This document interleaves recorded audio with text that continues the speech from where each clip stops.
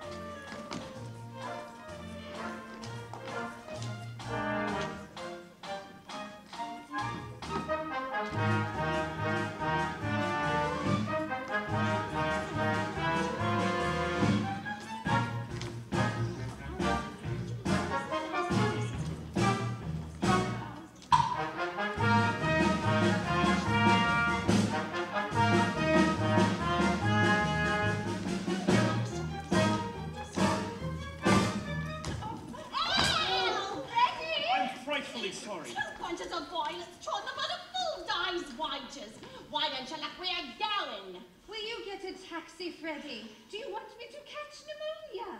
I'm sorry, Mother. I'll get the taxi right away. Sorry. He's your son, is he? Well, you've done your duty by him as a mother should. You wouldn't spoil a poor girl's flowers and then run away without pining. Go on about your business, my girl. 2 bunches of violets trod the mud. Taxi! I Taxi! say, Captain, buy a flower for poor girl. I'm sorry I haven't any change. I can change up a crony. Take this for tuppence. No, really. Here's 3 halfpence if that's any use. Oh, thank you, sir. Here now, you be careful. Now give him a flower first. Bloke over there taking down every blessed word you're saying. I ain't done nothing wrong by speaking to the gentleman. I've a right to sell flowers if I keep off the curb. Oh, I'm a respectable gal, so help me, I never spoke to him except to ask him to buy a flower off me. What's all the blooming noise? There's a tick taking her down. Oh, sir, don't let him charge me. You don't know what they'll do to me. They'll take away my character and drive me on the street for speaking to gentlemen. There. Who's hurting you, you silly girl? What do you take me for? All me people will find out. Oh, shut up. Do I look like a policeman? What'd you take down me words for? How do I know whether you took me down right? You just show me what you wrote about me. What's that? That ain't proper writing. I can't read that. I can. I say, Captain, buy a flower off a poor girl. It's because I called him Captain. I met now on sir. Don't let him lie and charge again before work like that. You'd have Charge? I make no charge. Really, sir, if you are a detective, you needn't protect me against the molestations of young women. Did I ask you? Anyone could see the girl meant no harm. Oh, we ain't a tick. He's a gentleman. Look at his bows. And how about all your people down at Chelsea? Who told you my people come from Chelsea? Never mind, they did. And how do you come to be so far up east? You were born in Lisson Grove. What harm is there me leaving Lisson Grove? It was fit for a pig to live in, and I had to buy boys. Live where you like, but stop that noise. Oh, come, he can't touch you. You have a right to live where you please. I'm a good girl, I am. Do you know where I come from? Hoxton. Well, who said I didn't, Brian? You know everything you do. Tell him where he comes from if you want to go fortune telling. Cheltenham, Harrow, Cambridge, and India. Quite right. Blimey, he ain't a tech, he's a blooming busybody. May I ask you, sir, do you do this sort of thing for a living on the music hall? I have thought of that. Perhaps I will someday. He's now, gentlemen. He ain't to interview with a poor girl. But how do you do it, man? Simple phonetics. The science of speech. That's my profession, also my hobby. Anybody can spot an Irishman or a Yorkshireman by his brogue. I can place a man within 6 miles.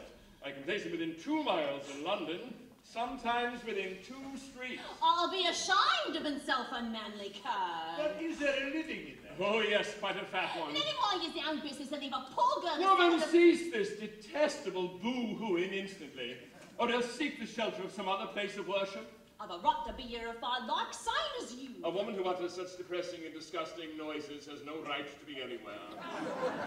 No right to live.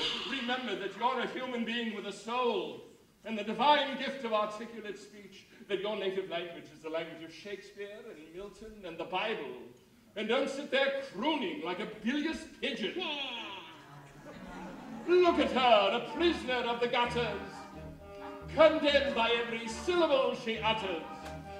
By right she should be taken out and hung for the cold-blooded murder of the English tongue. Ow, heavens, what a noise. This is what the British population calls an elementary education. Sir, I think you picked a good example.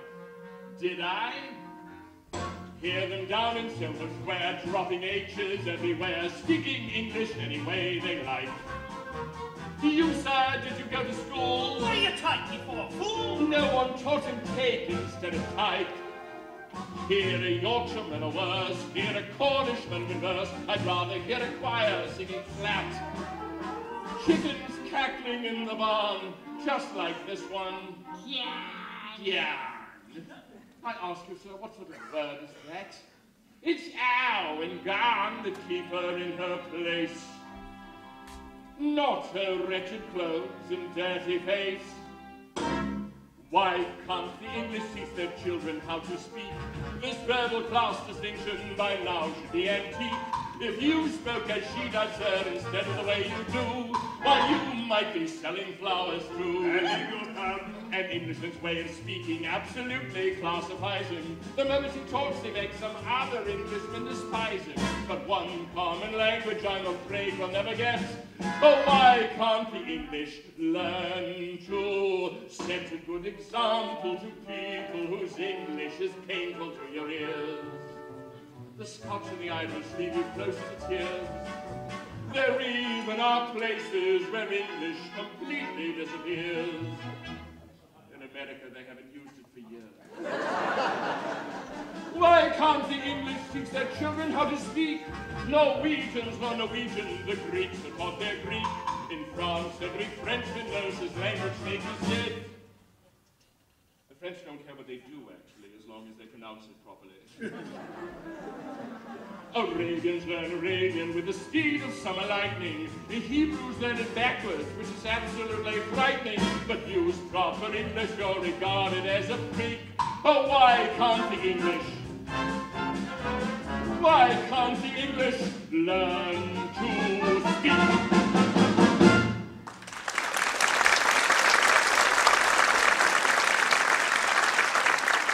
You see this creature with her curved stone English?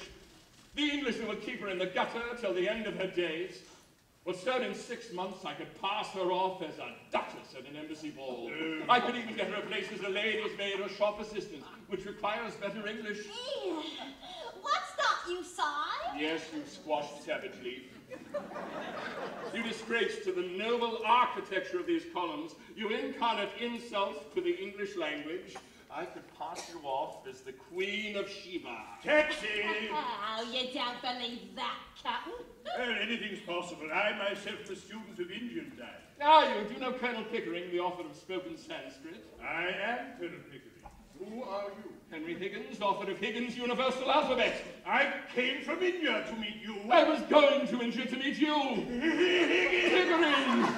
Where are you staying? The Carlton! No, you're not. You're staying at 27A Wimple Street. Come with me and we'll have a chat over supper. Right you are. Oh, you flower, kind sir. I'm short for me lodging. Liar, you said you could change half a crown. You ought to be stuffed with nails, you ought. Here, take that room and basket for 6pence. Ah, the church. A reminder. Indian dialects always fascinated me. I have records of over 50. Only 50 when there are over 200. My George is worse than London. You know Should we stand up, gentlemen? We got a blooming heresy on me. Would you be looking for a good butler, Eliza? You won't do. It's rather dull in town. I think I'll take me to Paris. So Mrs. wants to open up the castle in Capri.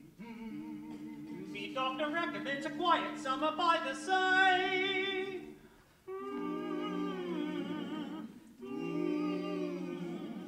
Wouldn't it be lovely? Where are you bound for this spring, Eliza? Biarritz? All I want is a room somewhere far away from the cold night air, with one enormous chair. How wouldn't it be lovely? Lots of chocolates for me to eat, lots of cow, make lots of it. Warm face, warm hands, warm feet. How wouldn't it be lovely? How so lovely, sitting up so absolutely still. I would never budge till spring crept over me windowsill. Someone's head resting on my knee, warm and tender as he can be.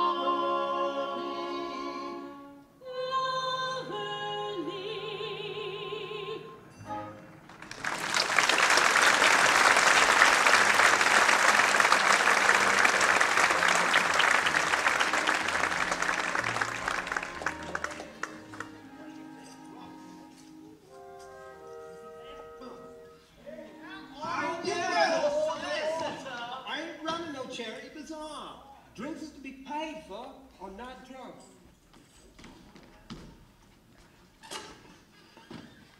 Come on, Doolittle. Out you go. Up and now. On the double.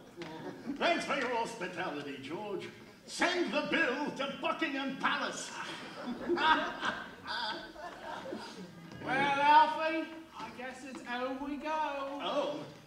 Home? Well, what do you want to go home for?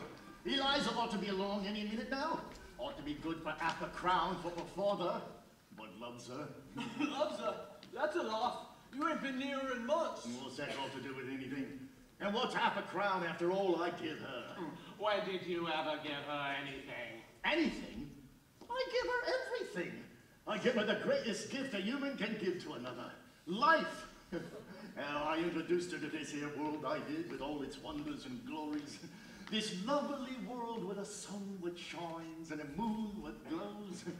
And Hyde Park to take a stroll through on a nice spring night. Oh, the whole city of London for her to roam about in selling her blooming flowers. I give her all that. And then I disappears and leaves her on her own to enjoy it. Now, if that ain't worth half a crown every now and then, I'll take off my belt and give her what. Oh, you got a heart there, Alfie. But if you want half a crown from Eliza, you better have a better story go with it. Yeah. Eliza! What a surprise! Not a brass farthing. Oh, now listen here. You wouldn't have the heart to send me home to your stepmother without a little liquid protection now, would you? Stepmother. Ha! Stepmother indeed. Oh, I'm willing to marry her. It's me that suffers. Oh, I'm a slave to that woman, Eliza, just because I'm not her lawful husband. Oh, come on now. Give your old man half a crown to go home on, eh? Well, I had a bit of luck myself tonight, Sal. Here. George! 3 glorious beers! But don't keep coming around counting on half crowns from me. Oh, good night, Eliza. You're a noble daughter. You see, boys, I told you not to go home. It's just faith, hope, and a little bit of luck. The Lord above gave man an arm of iron, so he could do his job and never shirk. The Lord above gave man an arm of iron, but with a little bit of luck, with a little bit of luck, someone else will do the moving work. With a little bit, with a little bit, with a little bit of luck ain't got no word. The Lord above made liquor for temptation, to see if man could turn away from sin. The Lord above made liquor for temptation, but with a little bit of luck, with a little bit of luck, when temptation comes, he'll give right in. With a little bit, with a little bit, with a little bit of luck, you'll give right in. Oh, you can walk the straight and narrow, but with a little bit of luck, you'll run amok. The gentle sex was made for man to marry, to share his nest and see his food is cooked. The gentle sex was made for man to marry.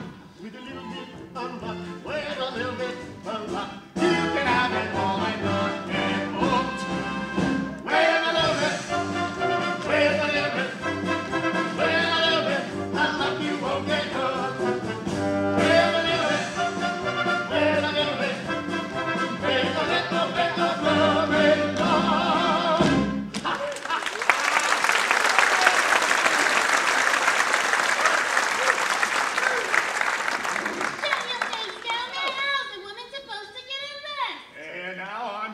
Keep him quiet, lady. Sir! Listen for us, sir! Here! That's no way to talk to a lady. Come on, boys. We got to be neighborly like. After all, the Lord above made man to help his neighbor. No matter where on land or sea or shore, the Lord above made man to help his neighbor. But when he comes around, you won't be alone.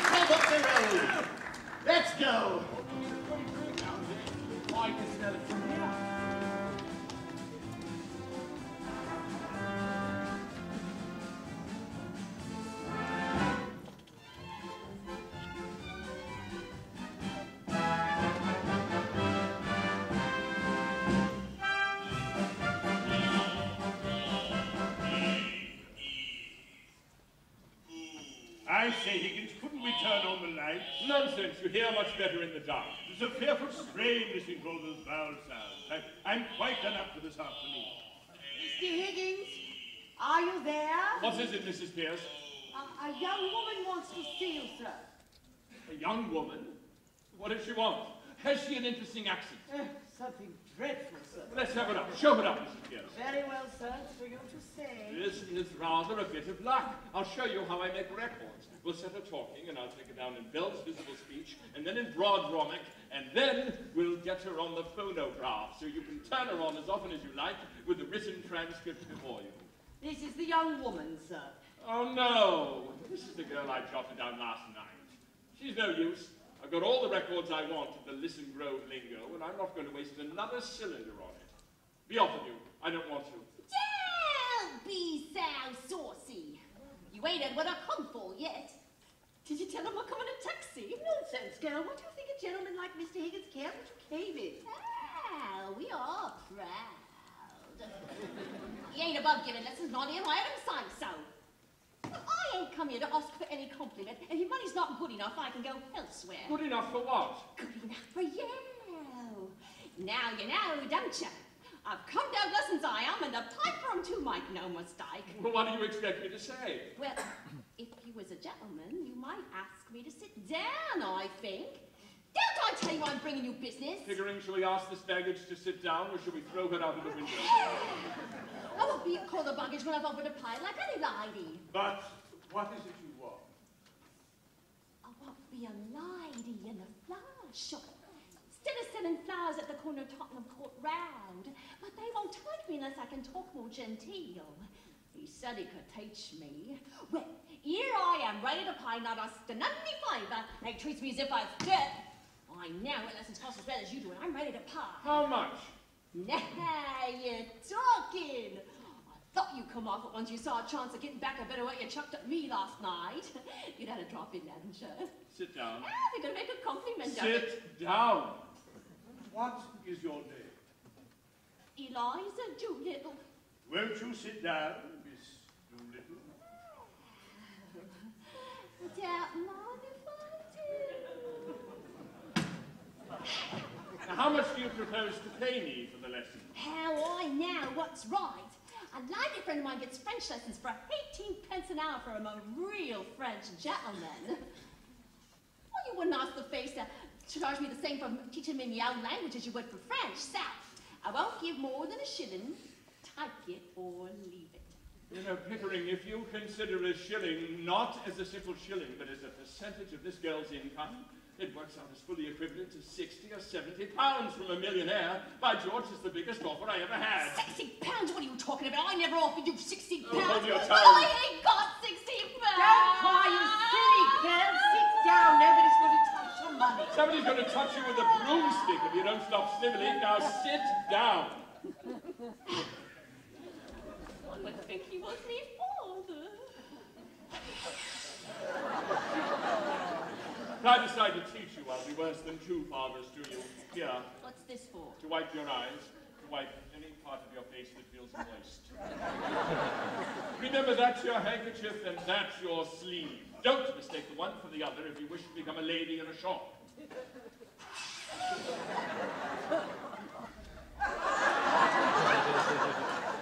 Higgins, I'm interested. What about that boast that you could pass her off as a duchess at the embassy ball?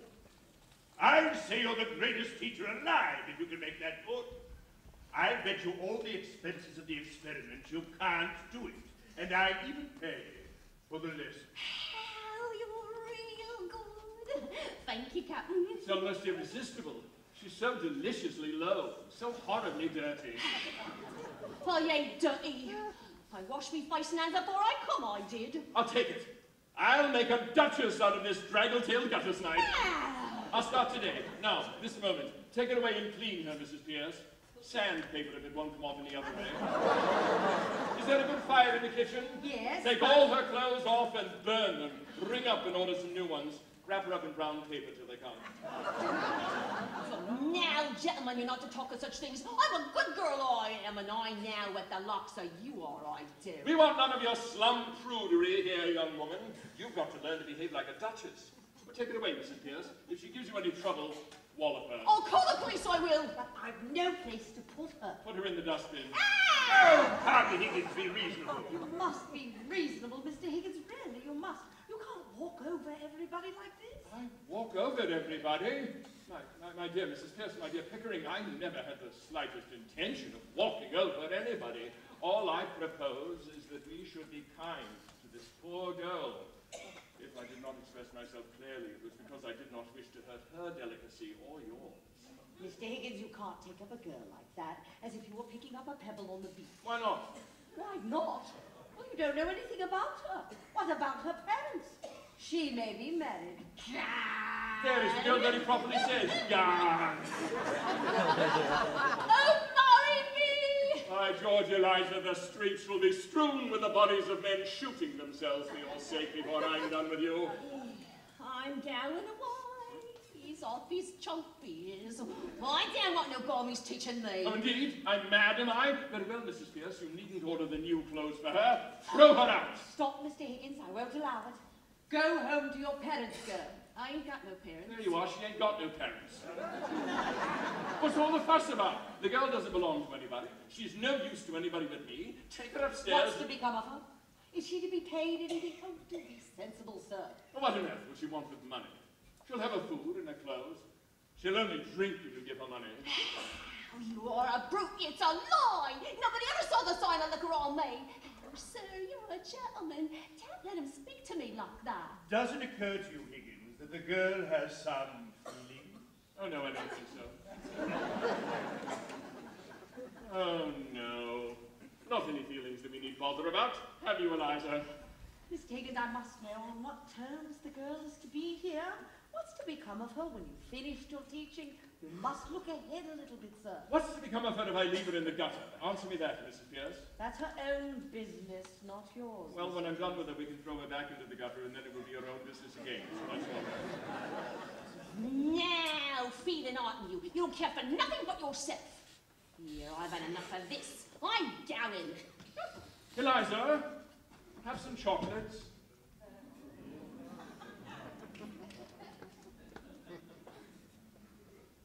How do I know what might be in them? I've heard of girls being drugged by the likes of you. Pledge of good faith, Eliza. I eat one half, you the other. You shall have boxes of them.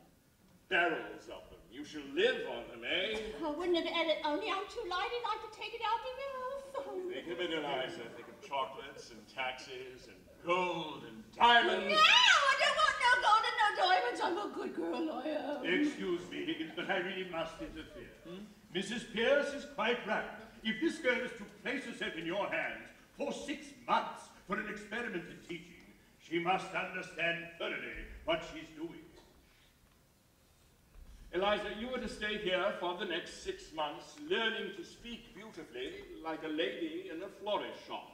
If you're good and do whatever you're told, you shall sleep in a proper bedroom and have lots to eat and money to buy chocolates and take rides in taxis.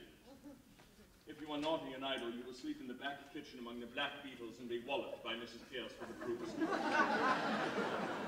At the end of 6 months, you shall go to Buckingham Palace in a carriage, beautifully dressed.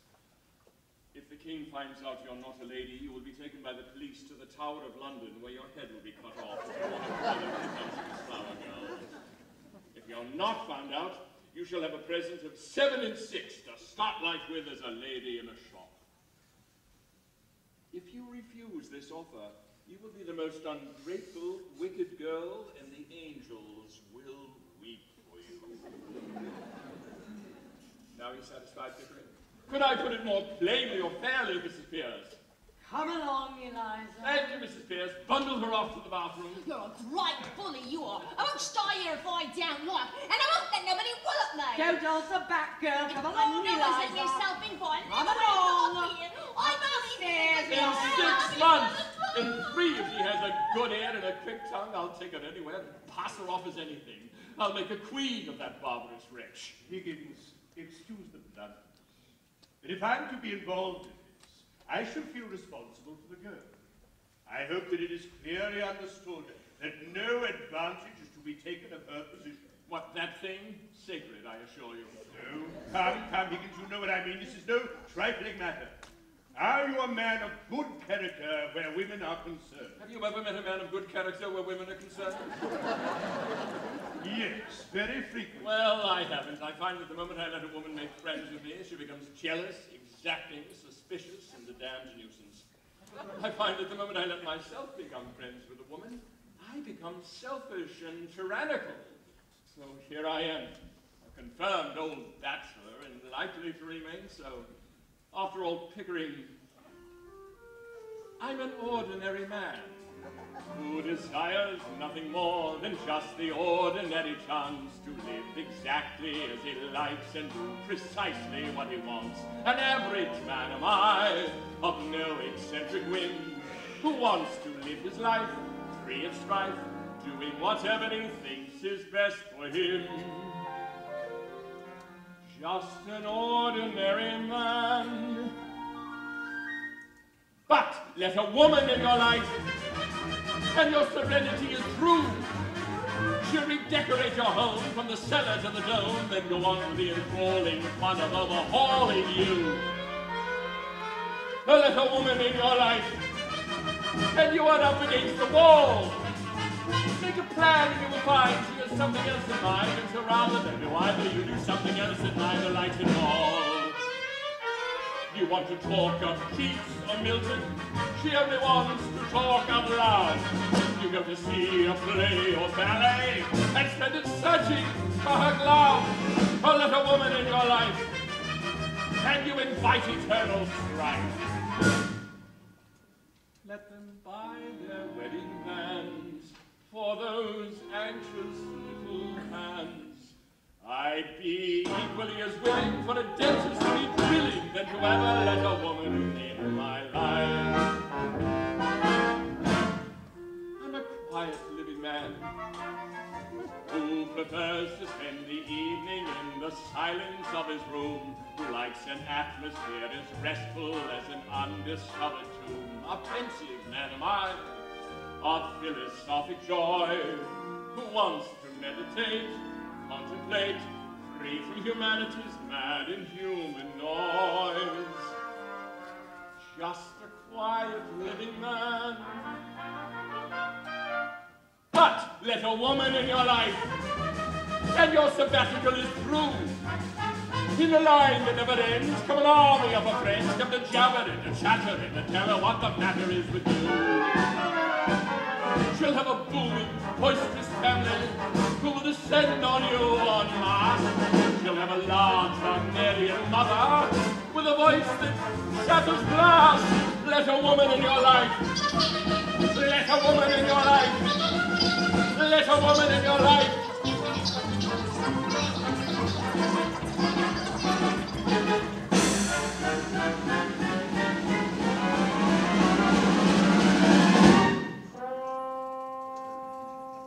I shall never let a woman in my life.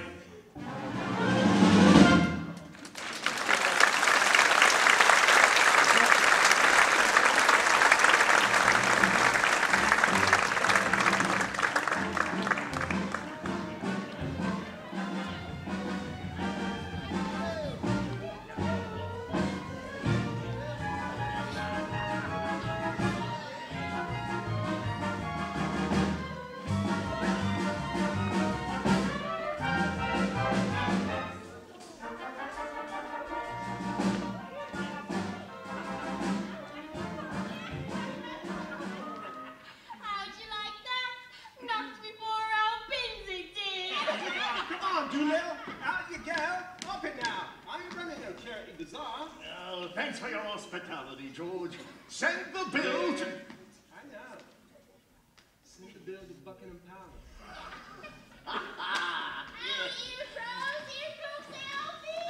Oh, you can buy your own drinks now, Alfie, you little... Fallen into a tub of butter, you have. What tub of butter? George or Eliza? Oh, you're a lucky man, Alfie Doolittle. What are you talking about? What about Eliza? He don't know. Her own father. And he don't know. Moved in with a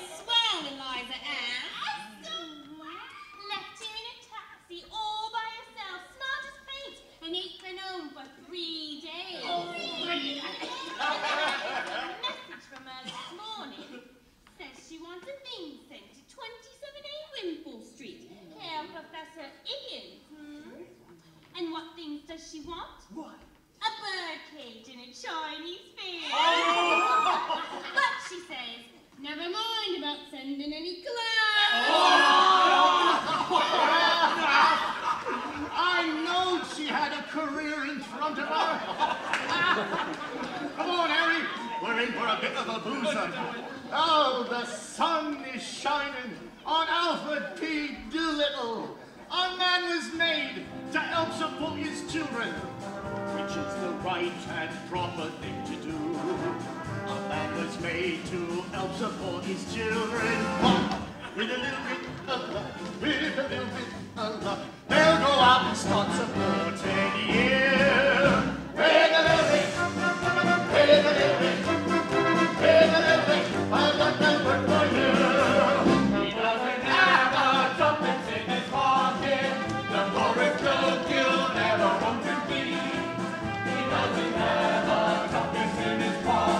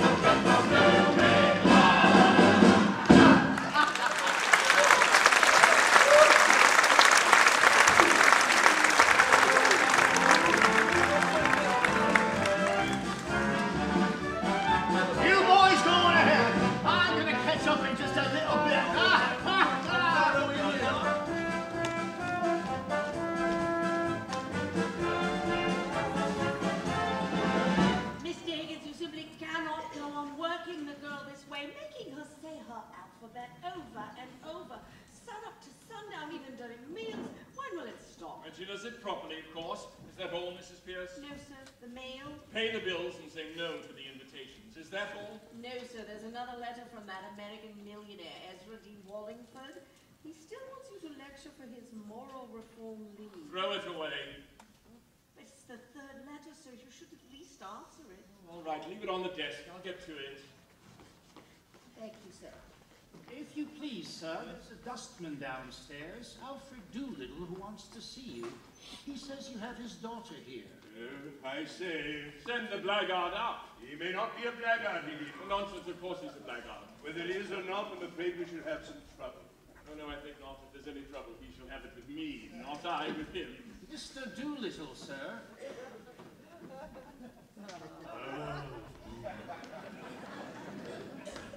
Professor Higgins! Yeah, good morning. Where? Oh, good morning, Governor. Oh, I come about a very serious matter, Governor. Born in Hounslow, mother Welsh. What do you want, Doolittle? Well, I want my daughter, that's what I want, see? Of course you do. You're her father, aren't you? I'm glad to see you have some spark of family feeling left. She's upstairs here. Take it away at once. What? Take it away. Do you expect me to keep your daughter for you? Now, wait a minute, Governor. Is this reasonable? Is it fairity to take advantage of a man like this? The girl's mine, you got her. Where do I come in? How dare you come here and attempt to blackmail me? You sent her here on purpose. Now, don't take a man up like that, Governor. The police shall take you up. This is a plot to extort money by threats. I shall telephone the police. Have I asked you for a brass farthing? Well, I asked this gentleman. Have I said a word about money? What else did you come for? Well, what would a bloke come for? Be human, Governor! Ah! Alfred, you sent her here on purpose. On my word, I didn't. Then how did you know she was here? Oh, if you just let me get a word in, I'll tell you. I'm willing to tell you. I'm wanting to tell you. I'm waiting to tell you. Pickering, this chap has a certain natural gift of rhetoric. Observe the rhythms of his native wood notes wild. I'm willing to tell you, I'm wanting to tell you, I'm waiting to tell you. That's the Welsh strain in him. How did you know Eliza was here if you didn't send her? She sent for her luggage and I got to hear about it. She said she didn't want no clothes. Now, what was I to think about that, Governor? I mean, I asked as a parent, what was I to think? So you came to rescue her from worse than death, eh? Oh, just so, that's right, Governor. Mrs. There's Eliza's father's here to take her away. Give her to him. No. Wait a minute, Governor. Wait a minute. You and me, we're men of the world, ain't we? Oh, men of the world, are we? You'd better go, Mrs. Pierce. Yes, sir, I think so indeed. Governor, I've taken a sort of fancy to you. And if you want the girl, I'm not so set on having her back home, but, well, I might be open to a little, arrangement. Oh, I'm only looking after me rights as a father. And you're the last man alive to expect me to give her away for nothing, because I can tell you're of the straight sort, Governor. Well, what's £5 to you?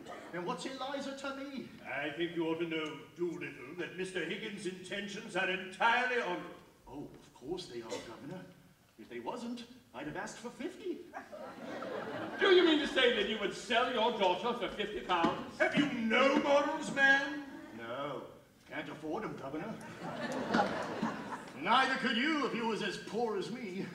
No, I'd... Oh, this is nice. Look, I don't mean no harm, but if Eliza's going to get a bit out of this, then, well, why not me too, huh? I mean, look at it my way. What am I? I ask you, what am I?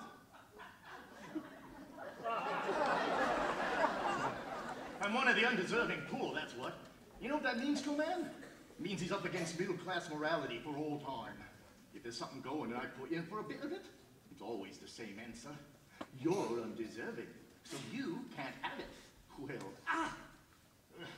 Well, my needs is as great as the most deserving widow who ever got money out of 6 different charities in 1 week for the death of the same husband.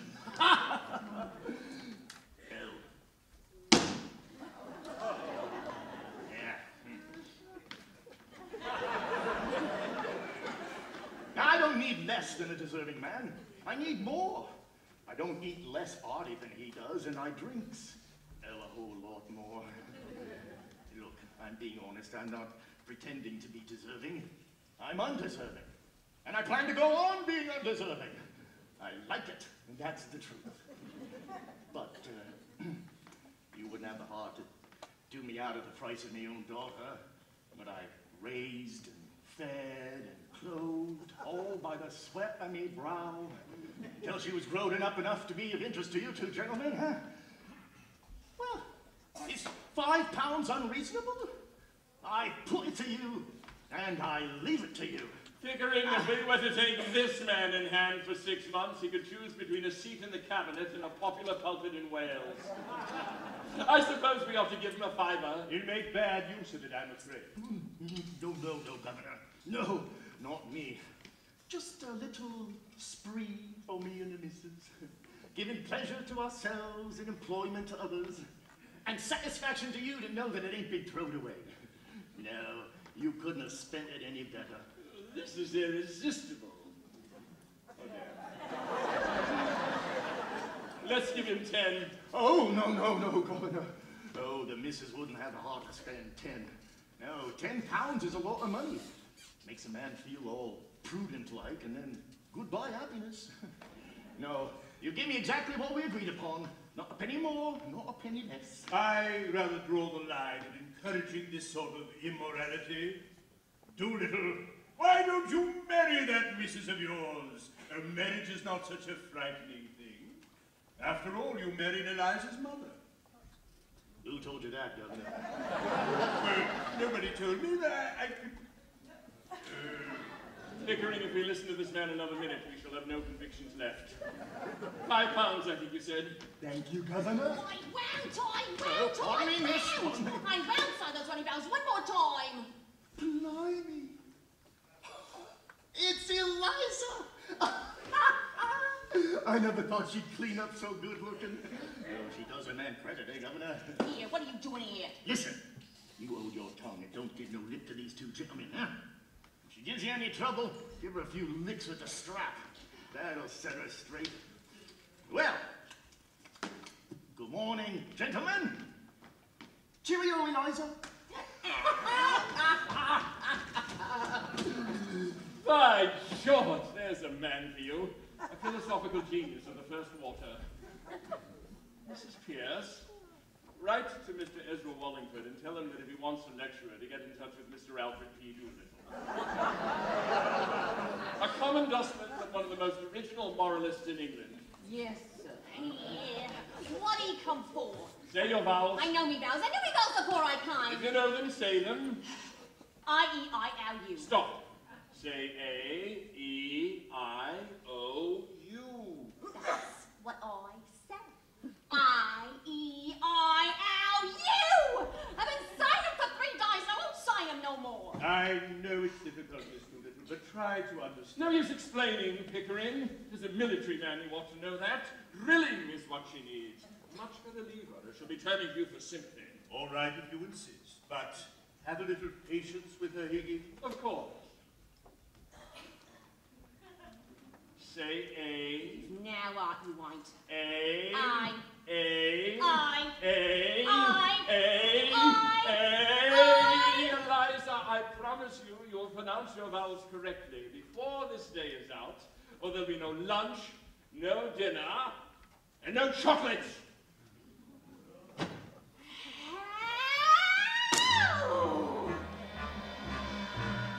Just you white and Regan's just you white. You'll be sorry, but your tears will be too light. You'll be broke and I'll have money when I help you. Don't be funny, just you white and Regan's just you white. Just you white and Regan's till you're sick.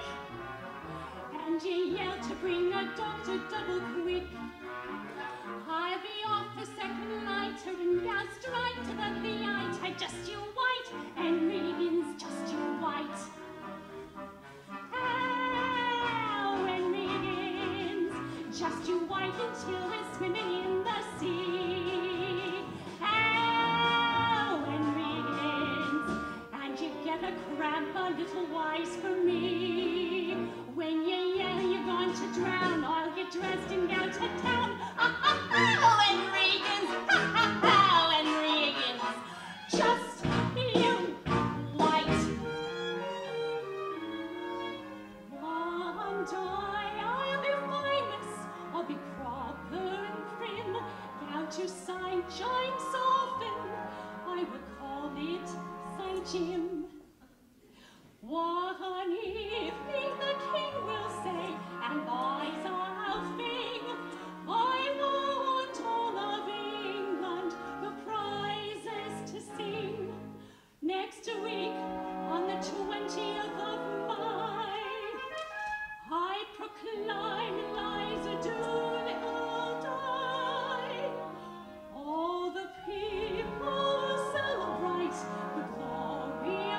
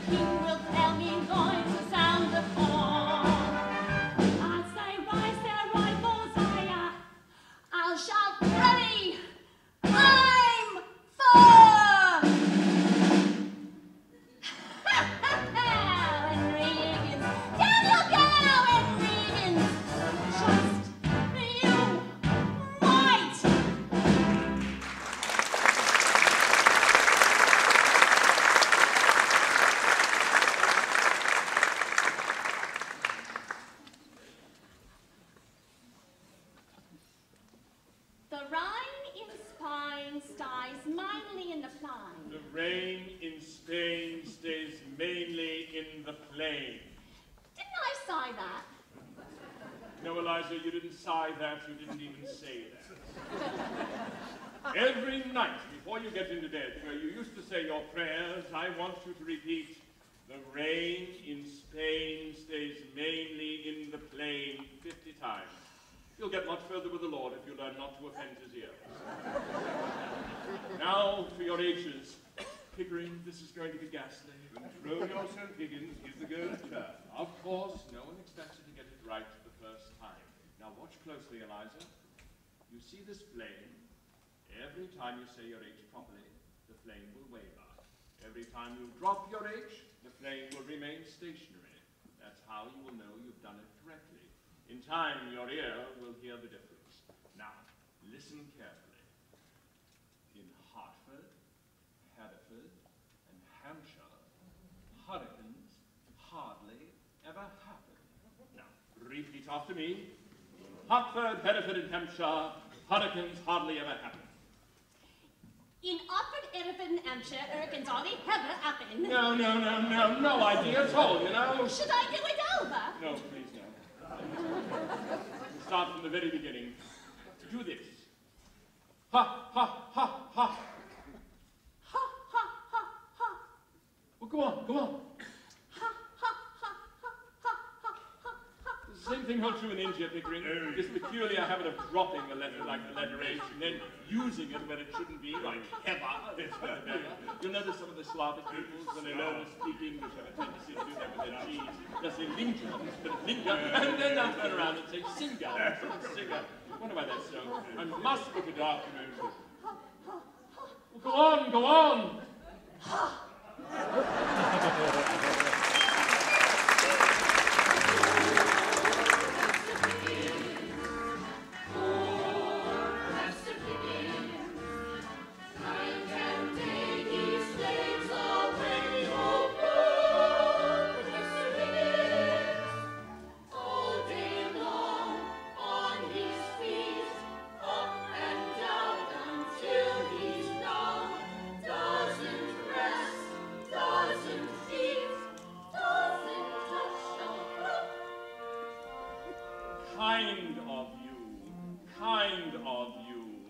Kind of you. Now listen, Eliza. How kind of you to let me come. How kind of you to let me come. No, kind of you. It's just like cup of tea. Kind of you. Cup of tea. Kind of you. Say cup of tea. A cup of tea. No, a cup of tea. It's awfully good cake. I wonder where Mrs. Pierce gets it. No, the strawberry tarts are first rate. And have you tried the flying cat? Now try it again. Have you tried? No, Pickering!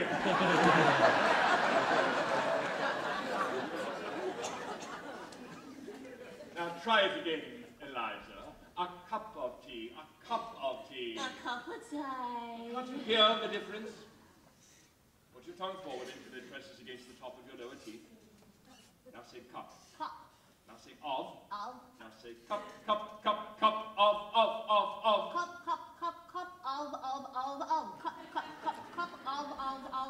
Yum.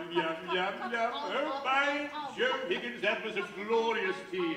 Here, finish the strawberry tart. Couldn't eat another thing. No, thanks, old chap, really. It's a shame to waste it. No, it won't go to waste. I know someone who's immensely fond of strawberry tarts.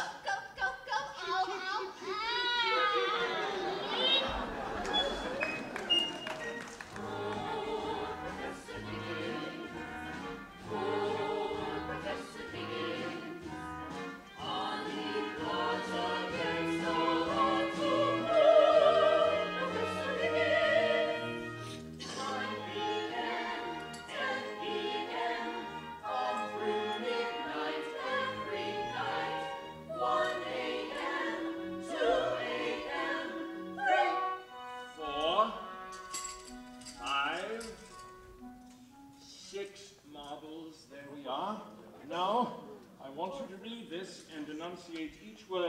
just as if the marbles were not in your mouth. With blackest moss, the flower pots were thickly crusted, one and all, each word clear as a bell. With blackest moss, the flower of course. I say, Higgins, are those pebbles really necessary? If they were necessary for Demosthenes, they are necessary for Eliza Doolittle. Now, go on, Eliza. With blackest moss, the flower pots are thickly crusted, one I cannot understand a word, not a word. With blackest moss, the flower pots are thickly crusted, Why don't you try a simpler one, like, oh, the owl and the pussycat? Oh, that's a damn fine book. Pickering, I cannot hear the girl. What's the matter? Why don't you stop? I swallowed one. Don't worry, I've plenty more.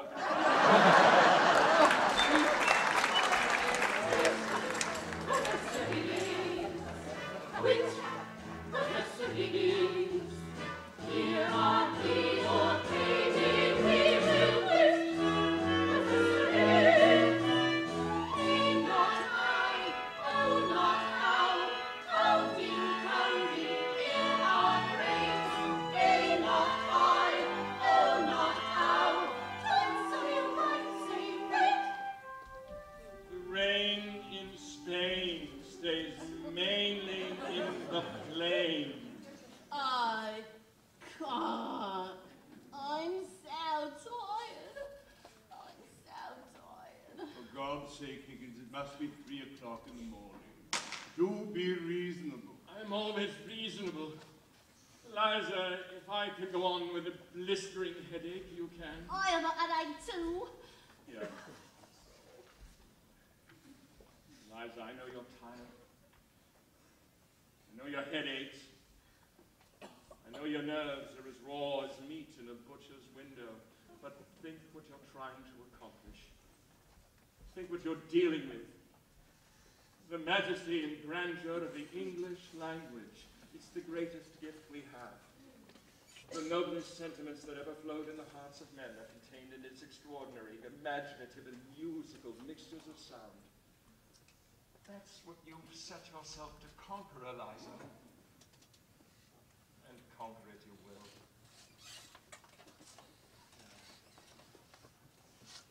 Try it again.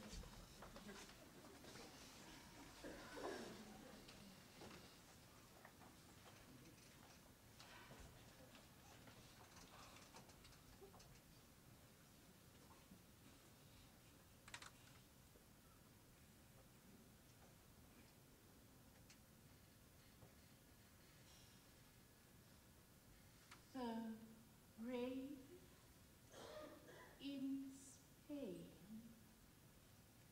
stays mainly in the plain.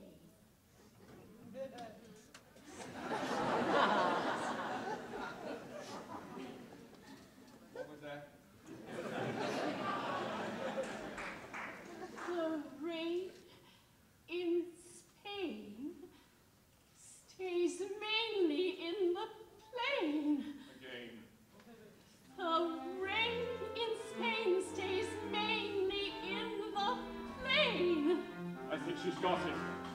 I think she's got it. The rain in Spain stays mainly in the plain. By George, she's got it. By George, she's got it. Now once again. Where does it rain? On the plain, on the plain. And where's that soggy plain? Rain in Spain stays mainly in the plain. Ha ha!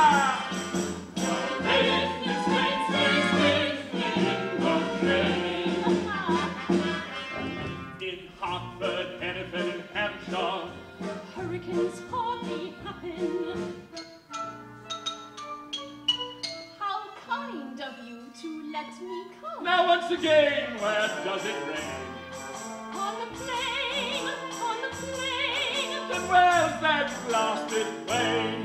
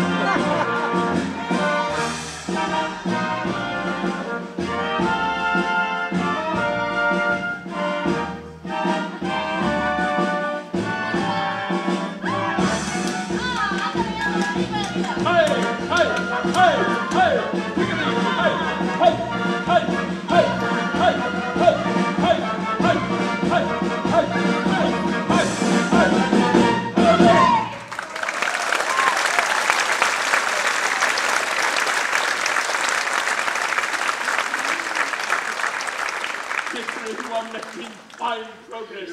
I think the time has come to try her out. Mr. Higgins, are you quite well? Quite well, thank you, Mrs. Pierce, and you? Let's test her in public and see how she fares.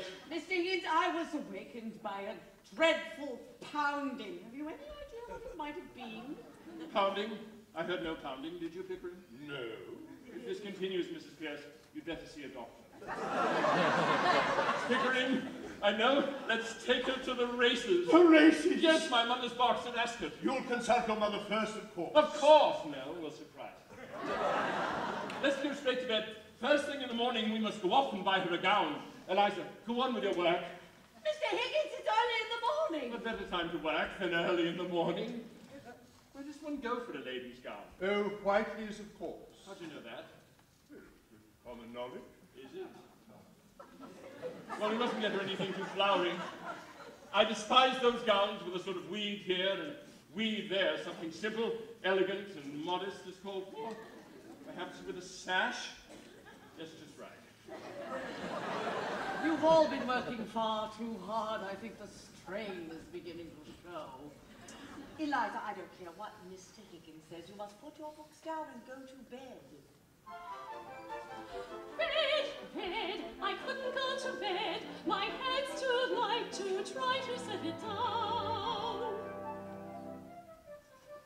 Sleep, I couldn't sleep tonight. Not for all the jewels in the crown. I could have danced all night. I could have danced all night and still have begged for more. I could have spread my wings and done 1,000 things I've never done before. I'll never know what made it so exciting.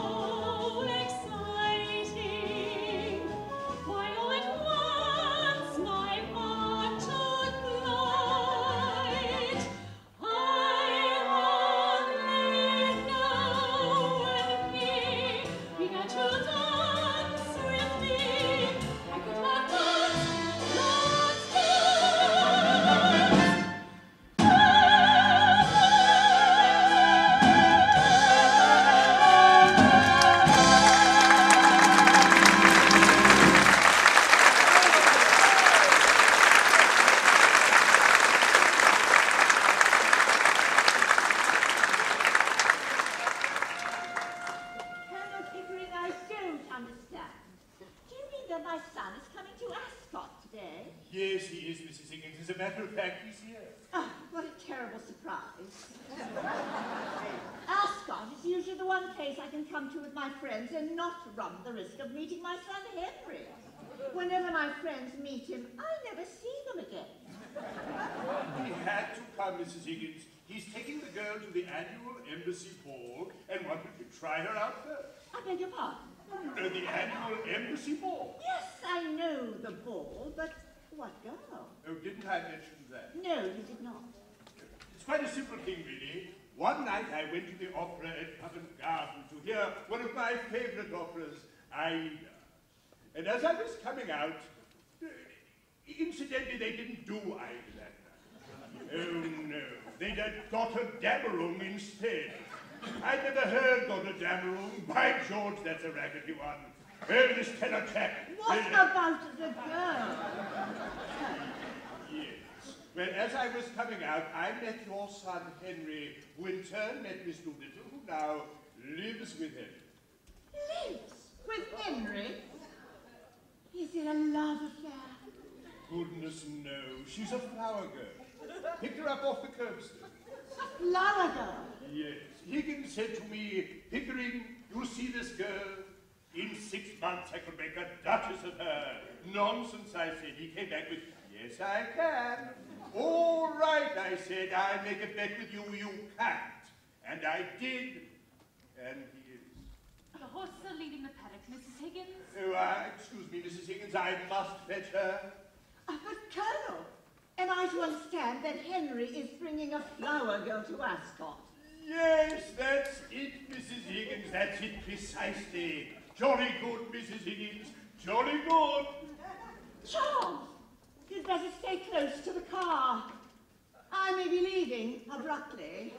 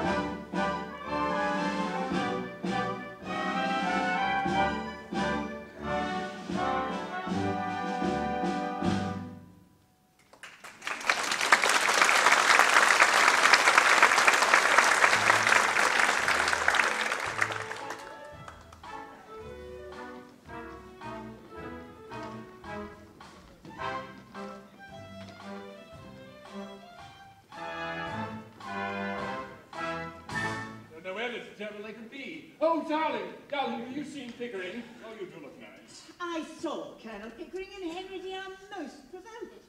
I've heard you brought a common flower girl from Covent Garden to my ball. Darling, she'll be all right. I've taught her to speak properly, and she has strict orders as to her behavior. She's to stick to two subjects, the weather and everybody's health. Sort of fine day, how to do, not just let her go on in general. Help her along, darling, and you'll be quite safe. Safe? To talk about our health in the middle of a race? Well, she's got to talk about something.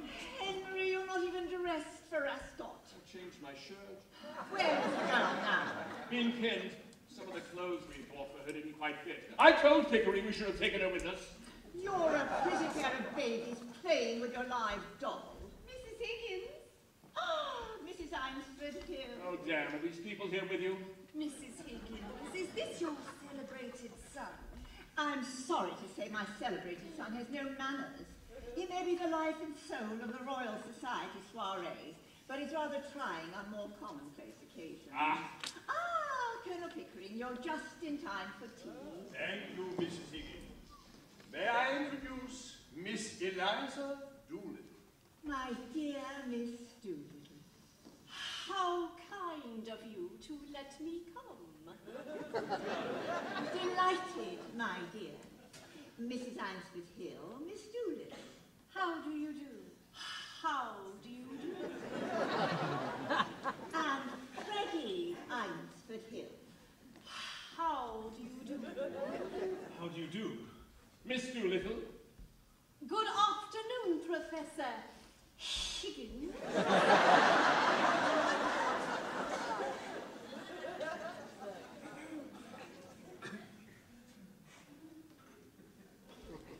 The first race was very exciting, Miss Doolittle. I'm so sorry you missed it. Will it rain, do you think? The rain in Spain stays mainly in the plain.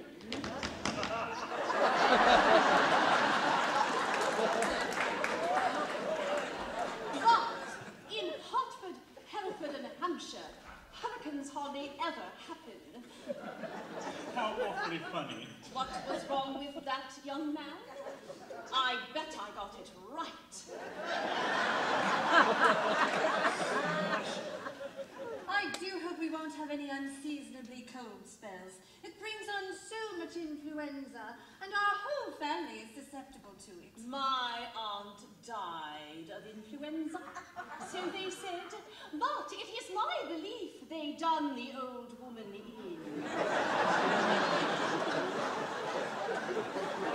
Done her in? Yes, Lord love you. Why should she die of influenza when she come through diphtheria right enough the year before? Fairly blue with it she was. They all thought she was dead. But my father, he kept ladling the gin down her throat. Then she came to so sudden she bit the bowl off the spoon. Dear me! Now, what call would a woman with that strength in her have to die of influenza? And what become of her new straw hat that should have come to me? Somebody pinched it. And what I say is, them as pinched it done her in. Done her in? Done her in, did you say? Oh, that's the new small talk. To do a person in means to kill them. Well, you surely don't believe your aunt was killed. Do I not? Them she lived with would have killed her for a hat pin, let alone a hat. But it wouldn't have been right for your father to pour spirits down her throat like that. It might have killed her. Not her. Gin was mother's milk to her. Besides, he poured so much down his own throat that he knew the good of it. Do you mean that he drank? Drank, my word, something chronic. Here, what are you sniggering at? Oh, the new small talk. You do it so awfully well. I was doing it proper. What was you laughing at? Have I said anything I oughtn't? Not at all, my dear. Oh, well, that's a mercy anyhow. What I always say is... I don't suppose there's enough time before the next race to place a bet? I'm afraid not, Colonel Pickering. Come, my dear. I have a bet on number 7. I should be so happy if you would take it. We'll enjoy the race ever so much more. How very kind of you. His name is Dover. Dover!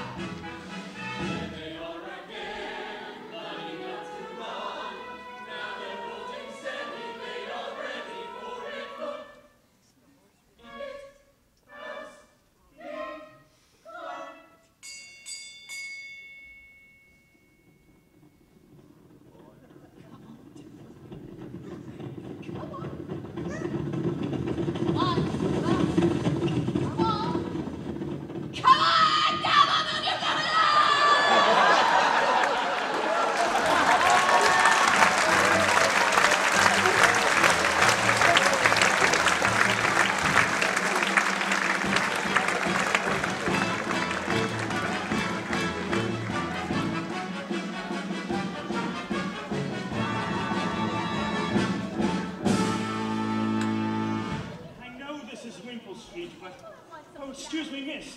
Can you tell me what 27A is? Why, yes, sir.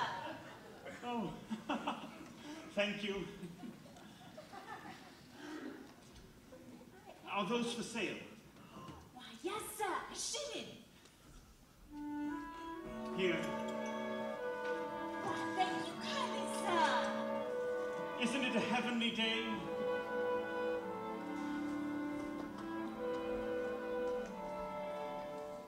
When she mentioned how her aunt bit off the spoon, she completely done me in.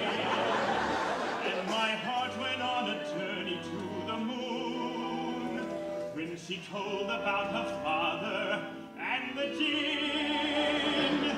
And I never saw a more enchanting farce than the moment when she shouted, "Move your blooming..." Yes, Miss Doolittle at home? Whom shall I say is calling, sir? Freddie Eynsford Hill. If she doesn't remember me, tell her I'm the chap who was sniggering at her. Yes, sir. Would you give her these? Yes, sir. You needn't rush. I want to drink in this street where she lives. Yes, sir.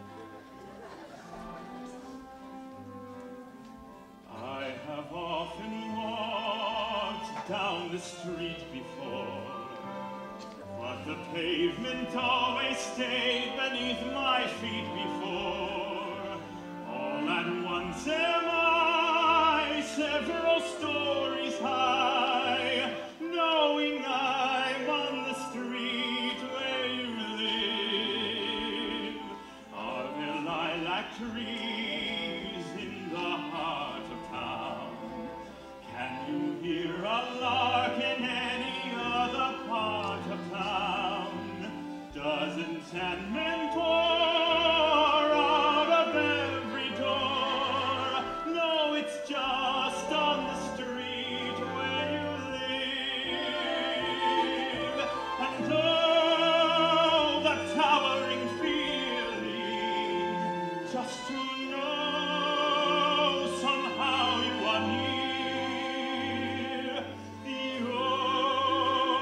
overpowering feeling that any second you may suddenly appear.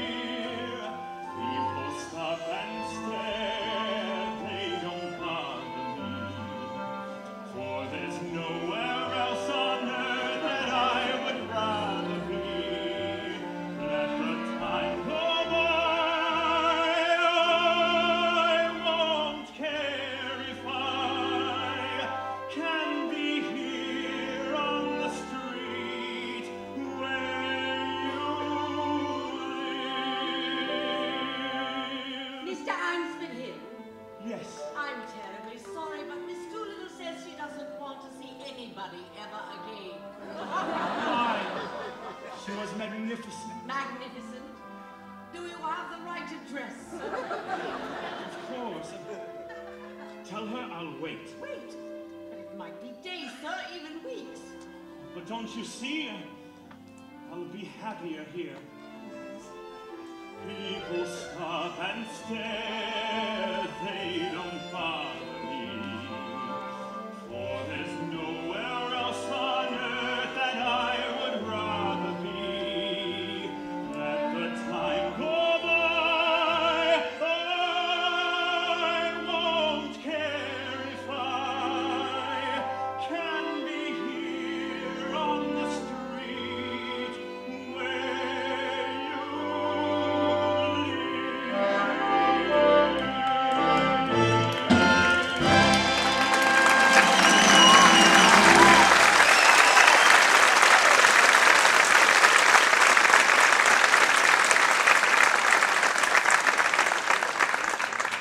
Higgins, if there's any mishap at the embassy tonight, if Miss Doolittle suffers any embarrassment whatever, it's on your head alone. I've been begging you to call off this experiment in Saxon. Eliza can do anything. But suppose she's discovered. Suppose she makes another ghastly mistake.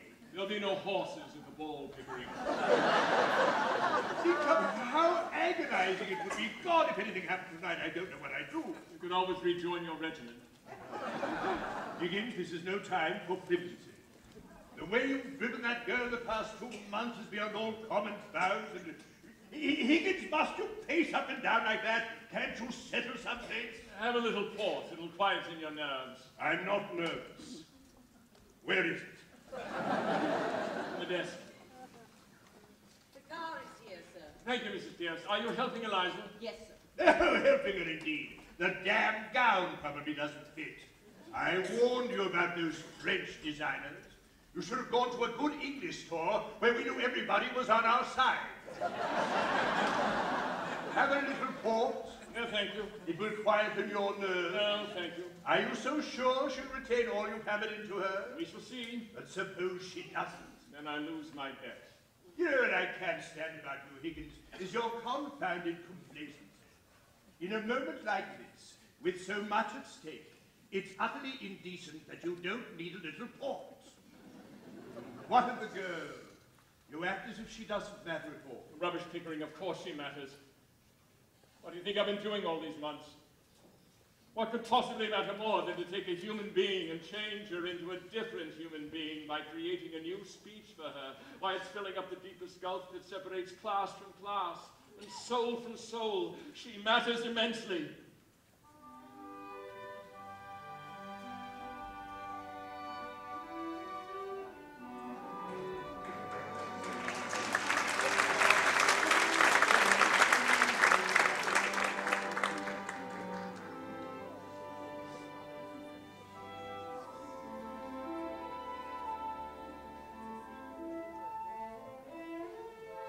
Miss Doolittle, you look beautiful. Thank you, Colonel Pickering. Don't you think so, Higgins?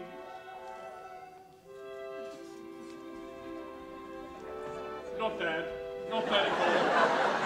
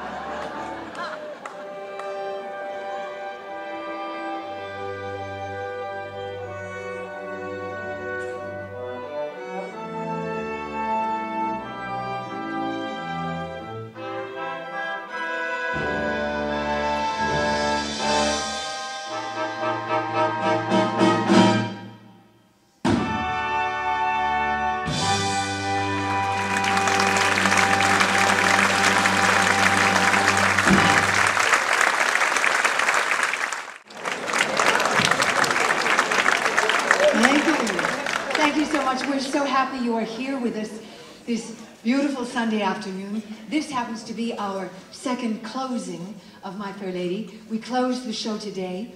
We reopen next Friday and Saturday night and Sunday matinee, October 18th, will be our final performance. So if you have some friends who would like to come down and join with us, send them down for the next 3 performances. I'm so delighted because Bev Mueller told me this is her second time to see the show. I'm going to be looking for her next week too. Incidentally, speaking of the show, we have not done this show for 17 years. And so we took it off the shelf to give it a fresh look, and we're having a wonderful time with this show. And what I want to know is, how do you like it? Good. This is great. Just what we were hoping for. And as I say, it's he really likes it. Thank you so much for that applause, that extra applause. I tell you, when it was first produced in 1956, I think it was Brooks Atkinson, a leading critic of the time, said, "This is the greatest musical play of the 20th century." And of course, it was only 56, many years to come. But I think it is held up, and it's a great and enduring masterpiece. And I'm sure you agree with me? Yeah? Okay, good. All right, now let me tell you, some friends who are here, we like to acknowledge people in the house, patrons and friends, advertisers, people who mean so much to us. So with your indulgence, let me tell you, Art Morris is here today with his family, and he's a great supporter of the Downey Civic Light Opera and helps us so many times in so many ways with our productions. Maxine Ogle is here. She's with Don Dixon and Associates Insurance, and they, of course, are beloved advertisers. All our advertisers are beloved, as you know. Danny and Phyllis Razzo are here, and they're celebrating 40th wedding anniversary today. Good for them.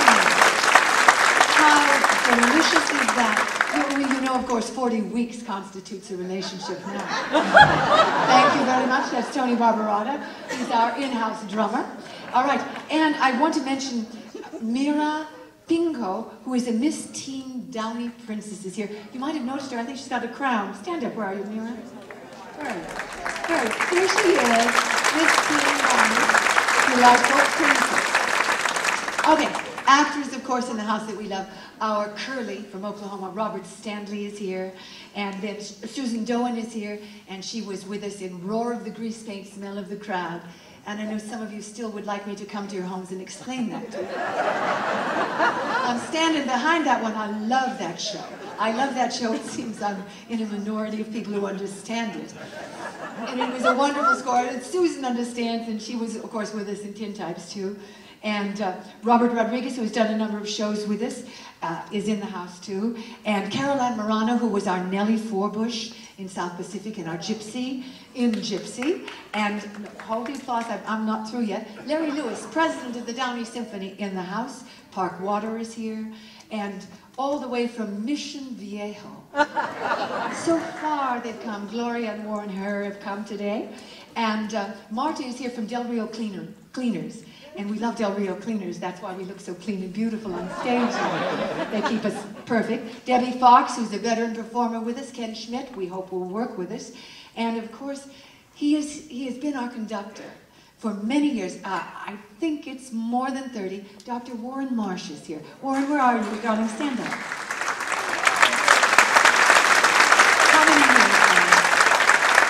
How many years? Is it 30? And how many shows, do you know? Oh, God, we won't do that math. We won't go there. So glad you're here with Kathy. And you came all the way from San Diego. Oh, I guess you're going to get the prize for coming the furthest. And the prize is a remembrance in my prayers tonight. No cash award. There's no cash, let's face it. All right, I'm going to bring out today's star. She's a lovely lady who lives in our beautiful city of Downey. Help me welcome to the stage Laura Oropeza.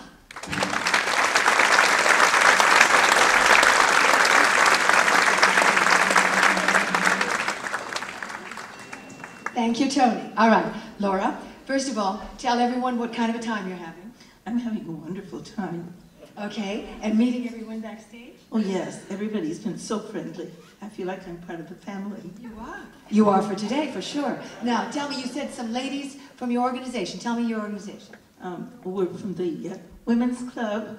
There's the Los Cerritos District, but from my club, it's Paramount Women's Club, and they're sitting right here at the front.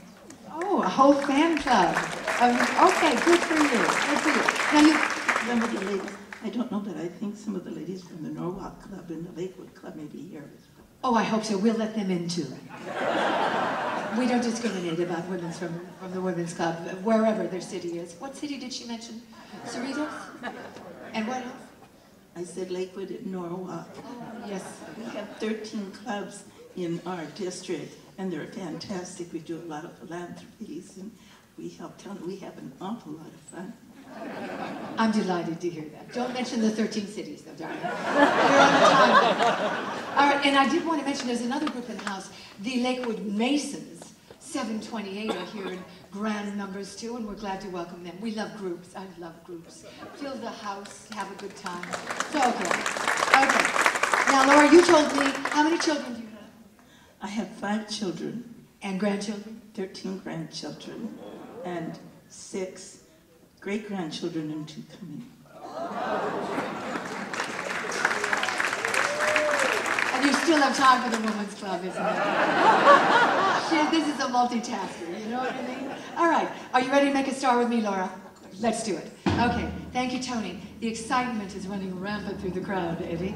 All right, and someone is on the brink of starting right now. Okay, and you read the number. 465. 465. We have a winner. We have a winner. Stand up. Stand up. Are you standing? And your name, please? Leanne Sears. And what do you do, Leanne Sears? A little bit of this and a little bit of that. Darling, I'll do the jokes. You're with the Downey Roseflower Association. Leanne, were you a star with me recently? The beginning of this year, yes. Okay, well, it's just your lucky time in the Downey Theater. And you live in Downey? Yes.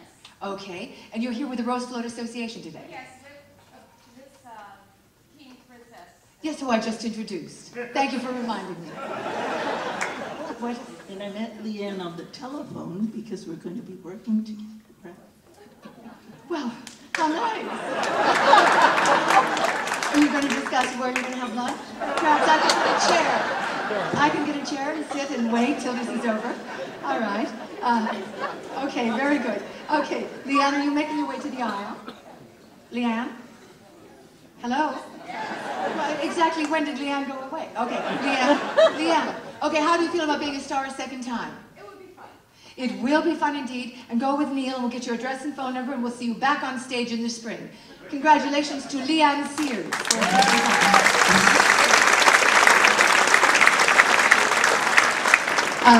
You have met Laura, and you will be seeing her in the second act.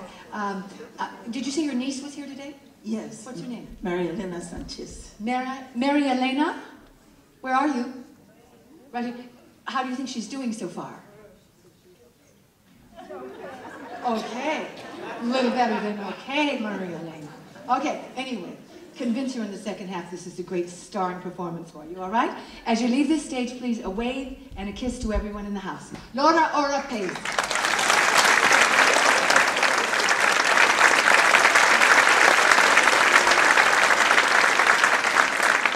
Laura, take all your costume with you when you go. That's an old adage in the theater. Don't leave any costumes on the stage unless you're working the burlesque. All right, let me tell you what's coming up in the spring, and I'm very excited about it. We've never done it before. Rodgers and Hart, a musical celebration, and all of the songs you know. They wrote great songs between the 20s and the 40s. Wonderful team. They wrote Manhattan, Spring is Here, Isn't It Romantic? So many good songs, Bewitched, Bothered, and Bewildered. We're going to have singing and dancing all night long, and you'll love the music. And then to conclude our season in June, we're going to do a show we have not done for 27 years, and it's Rodgers and Hammerstein's Carousel. So it's all good music ahead. If you would like to join us and get our great season subscription rate, you may do so and subscribe to the 2 shows and get that great bargain price. And we have a hat it's a top hat. It's turned upside down. It's empty. So if you'd care to throw in something, and I don't mean your dessert from Mimi's lunch. I mean, throw in, I don't know, dimes, nickels, quarters, $1,000 bills, bearer bonds, whatever, jewelry, if it's real. Okay, whatever you care to throw into the hat, we can use it to support our endeavors. We thank you for coming, and we'll see you next time. Maestro Act 2, we love you.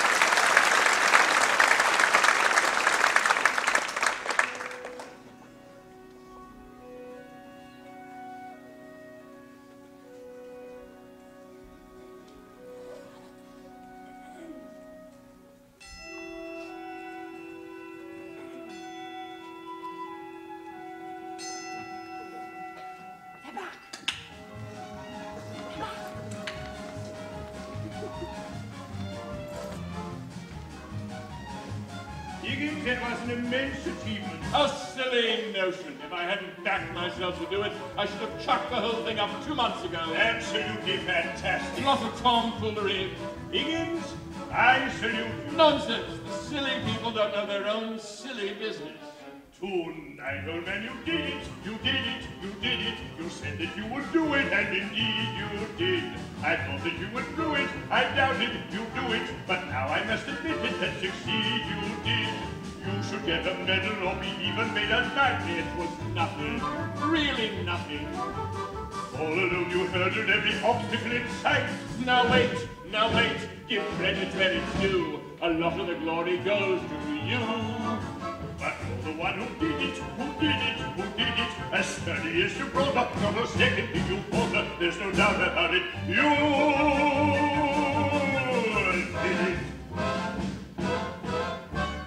I must have aged a year tonight, at times I thought I'd die of fright, never was there a momentary love.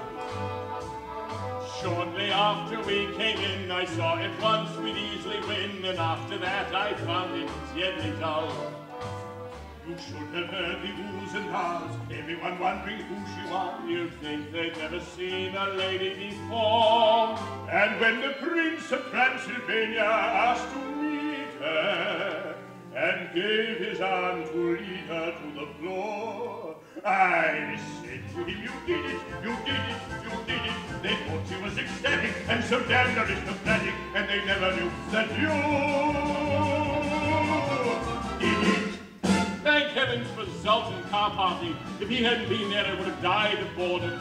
He was there all right and up to his old tricks. Karpathy, that dreadful Hungarian, was he there? Yes. That blackguard who uses the science of speech more to blackmail and swindle than teach. He made it the devilish business of his to find out who this Miss Doolittle is. Every time we looked around, there he was, that hairy hound from Budapest. Never leaving us alone. Never have I ever known a Budapest. Finally, I decided it was foolish not to let him have his chance with her. So I stepped aside and let him dance with her. Oozing charm from every pore, he oiled his way around the floor. Every trick that he could play, he used to strip her mask away. And when at last the dance was done, he glowed as though he knew he'd won. And with a voice too eager and a smile too broad, he announced to the hostess that she was a fraud. No! Jawohl. Her English is too good, he said, that clearly indicates that she is foreign. Whereas others are instructed in their native language, English people aren't. And although she may have studied with an expert dialectician and grammarian, I can tell that she was born Hungarian. Not only Hungarian, but of royal blood. She is a princess.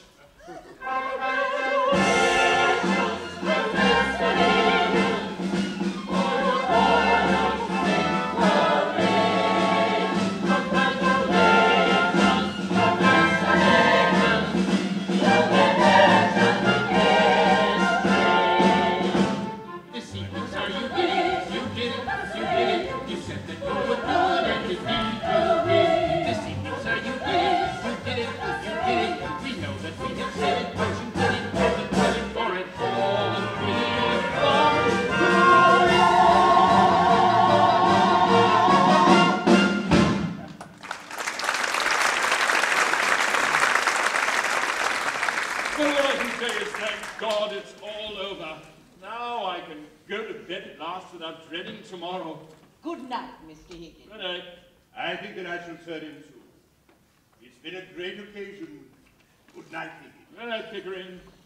Oh, Mrs. Pierce. Oh, damn. meant to tell her I wanted coffee in the morning instead of tea. Leave a little note for her, Eliza, will you? What the devil have I done with my slippers?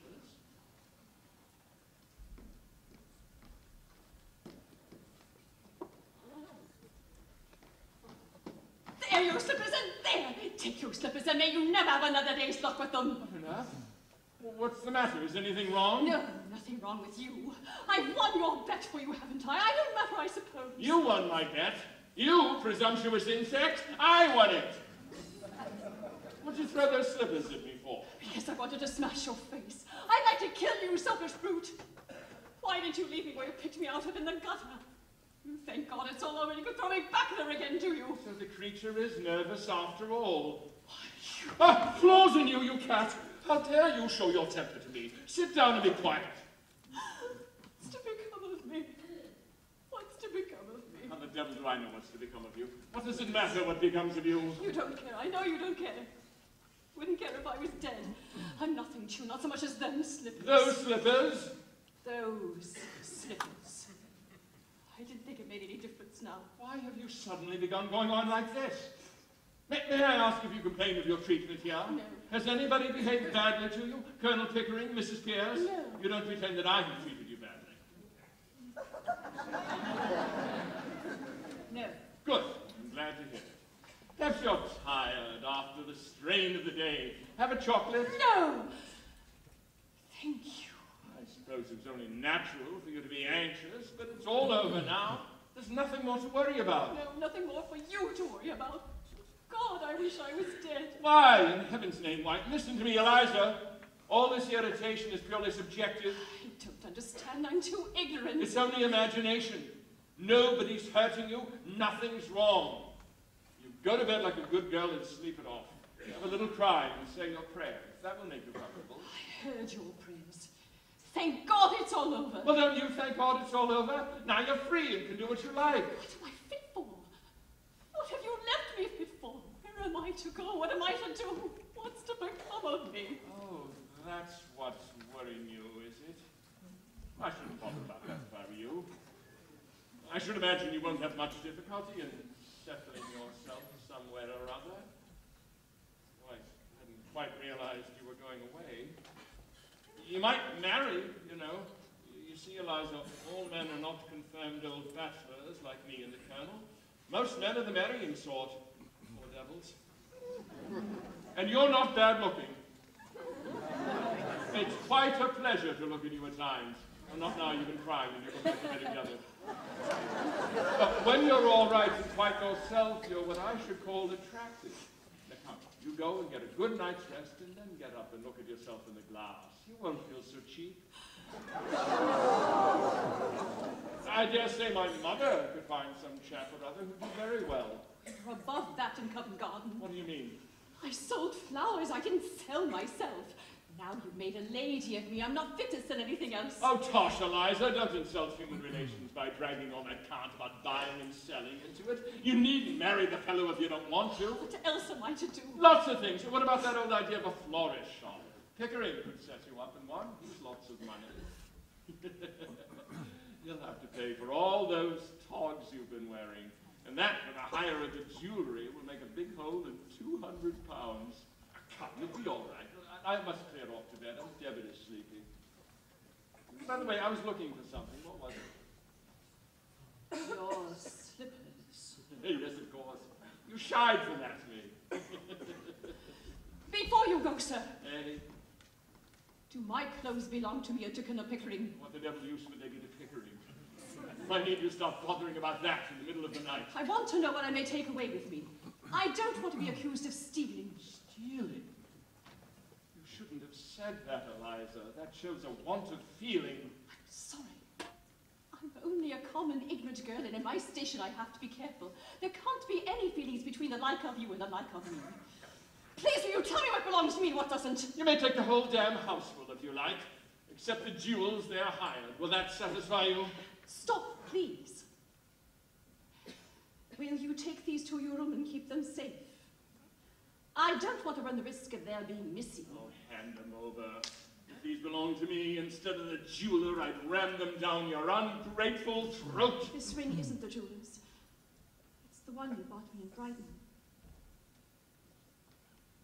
I don't want it now. Don't you hit me! You infamous creature, how dare you accuse me of such a thing? It is you who have hit me. You've wounded me to the heart. I'm glad. I got a little of my own back anyhow. You have caused me to lose my temper. A thing that has hardly ever happened to me before. I prefer to say nothing more tonight. I'm going to bed. You'd better leave your own note for Mrs. Pierce about the coffee, for it won't be done by me. Damn Mrs. Pierce, and damn the coffee, and damn you, and damn my own folly in having lavished my hard-earned knowledge and the treasure of my regard and intimacy on a heartless gutter snipe.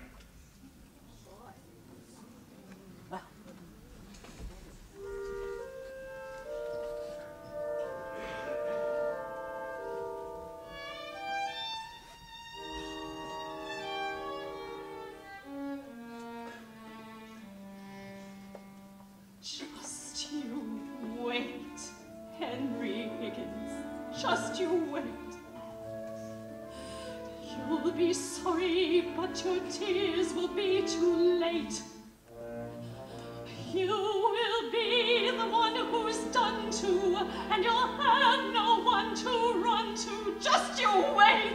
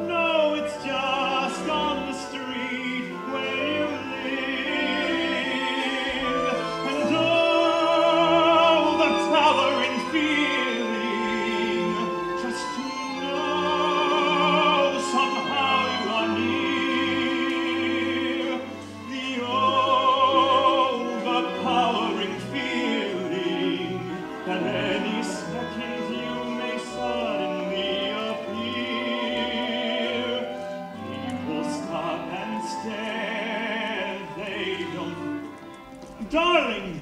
Betty, what are you doing here? Nothing. I spend most of my time here. Oh, don't laugh at me, Miss Doolittle. Freddie, you don't think I'm a heartless gutter snipe, do you? Oh, no, darling. How could you imagine such a thing? You know how I feel. I've written you 2 and 3 times a day telling you. Sheets and sheets.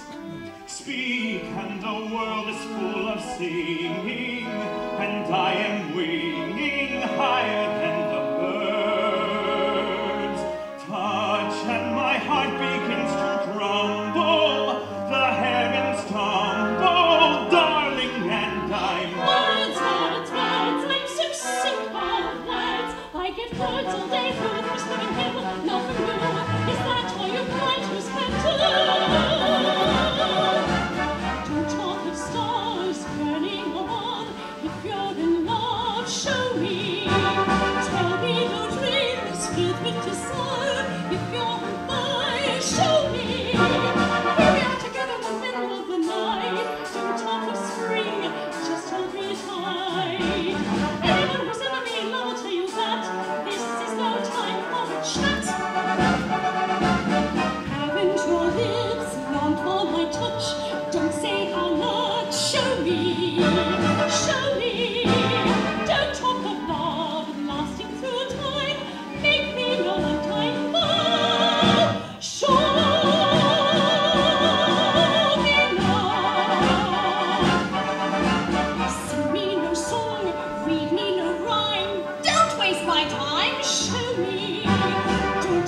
June. Don't talk of fall, don't talk at all. Show me. Never do I ever want to hear another word. There isn't one I haven't heard. Hear me out together, what's more to be a dream. Say one more word and I'll scream. Haven't your arms hungered for mine? Please don't explain. Show me, show me. Don't wait until wrinkles and lines pop out all over my brow. Show me.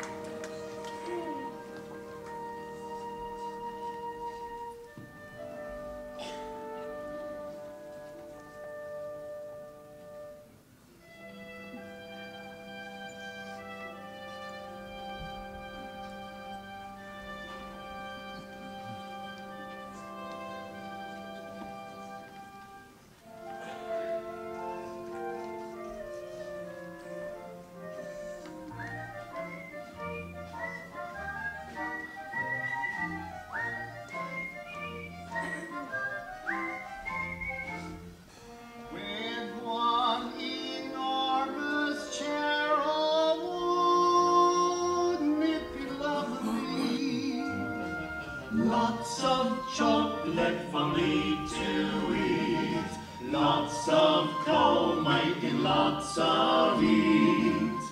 Warm face, warm hands, warm feet, oh, lovely. Oh, so lovely sitting at some blooming lonely still.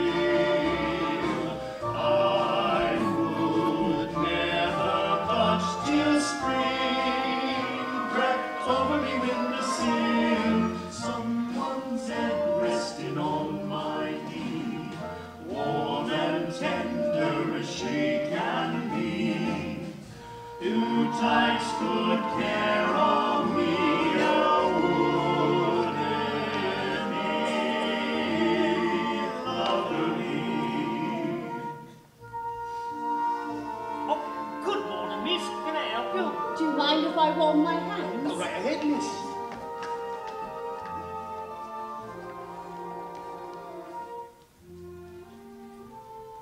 Yes. Excuse me, miss. For a second there, I thought you was somebody else. Who? Forgive me, ma'am. Early morning like playing tricks on me eyes. Can I get you a taxi, ma'am? A lady like you shouldn't be walking around London alone at this hour of the morning. No. Thank you.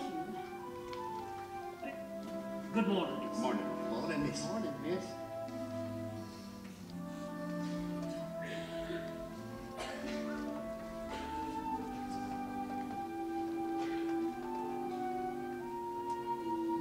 Someone's head resting on my knee, warm and tender as he can be. Who takes good care of me? Oh, wouldn't it be lovely,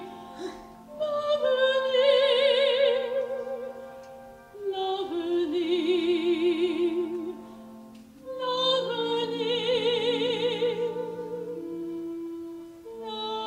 lovely,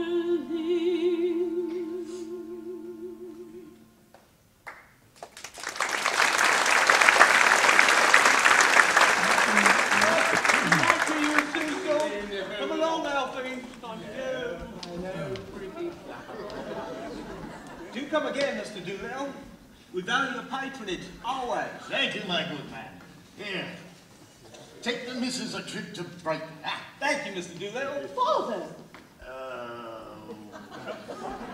You see, Harry, I told you he had no mercy. Sends her down to spy on me and me misery, he does. Me own flesh and blood. Well, I'm miserable, all right. You can tell him that straight. What are you talking about? What are you all dressed up for? Oh, as if you didn't know. Go back to your Wimple Street devil and tell him what he's done to me. What has he done to you? He's ruined me, that's all. Destroyed my happiness. Tied me up and delivered me into the hands of middle-class morality. And don't you defend him. Was it him, or was it not him, that wrote to an American blighter named Wallingsford, who was putting up $5 million to found moral reform societies? And did he not tell him the most original moralist in all of England is Alfred P. Doolittle, a common dustman? That sounds like one of his jokes. No, maybe a joke to you. It put a lid on me, it did. The bloke died and left me £4,000 a year in his blooming will. Come along, Alfie. In a couple of hours, you have to be at the church. Church? Yes, church. The deepest cup of all. Why do you think I'm dressed like a bloody pallbearer? Your stepmother wants to marry me. Now that I'm respectable, she wants to be respectable. If you feel that way, why don't you give the money back? Oh, that's the tragedy of it, humans. It's easy to say chuck it, but I haven't the nerve. No, we're all intimidated. Intimidated is what we are, and that's what I am. Bought up.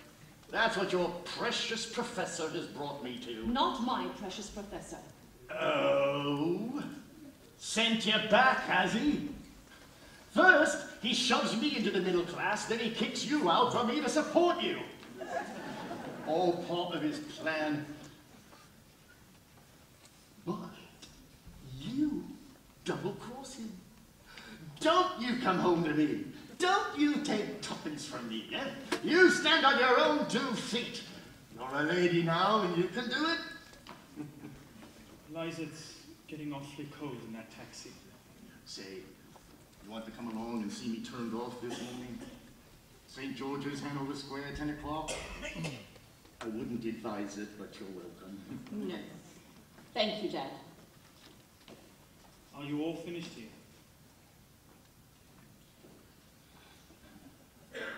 Yes, Freddie. I'm all finished here. Good luck, Dad. Come along, Alfie. How much time have I got left? There's just a few more hours. That's all the time you've got. A few more hours before they tie the knot. There are girls and drinks all over London, and I gotta track them down in just a few short hours. I get married in the morning. Ding dong, the bells are gonna chime. Pull out the stopper, let's have a whopper, but get me to the church on time. I got to be there in the morning, spruced up with a penny in the prime. Girls come and kiss me, show how you miss me, but get me to the church on time. If I am dancing, roll up the floor. If I am whistling, be out the door. For I get married in the morning. Ding dong, the bells are gonna chime. Kick up a rumpus, but don't lose your compass. And get me to the church. Get me to the church. For God's sake, get me to the church on time. I get married in the morning. Ding dong, the bells are gonna chime. Drug me or jail me, stamp me and mail me, but get me to the church on time. I got to be there in the morning. Spruce up and looking in the prime.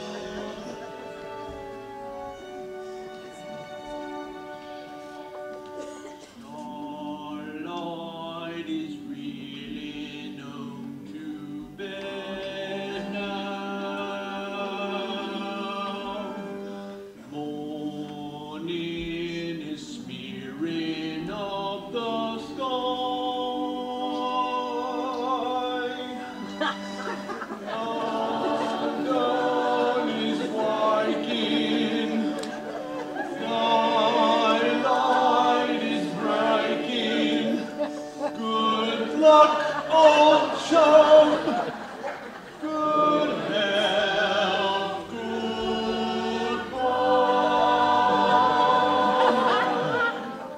I'm getting married in the morning. Don't the bells are going to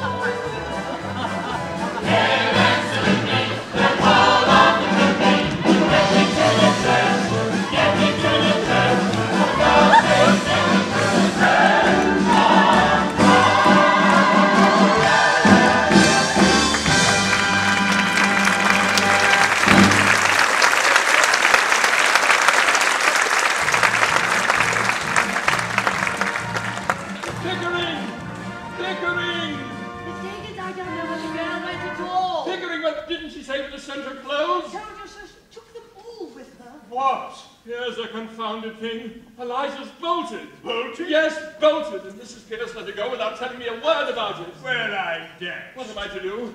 I got tea this morning instead of coffee. I can't find anything. I don't know what appointments I've got. Eliza would know. Of course she would, but damn it, she's gone. Did either of you gentlemen say anything to frighten her last night?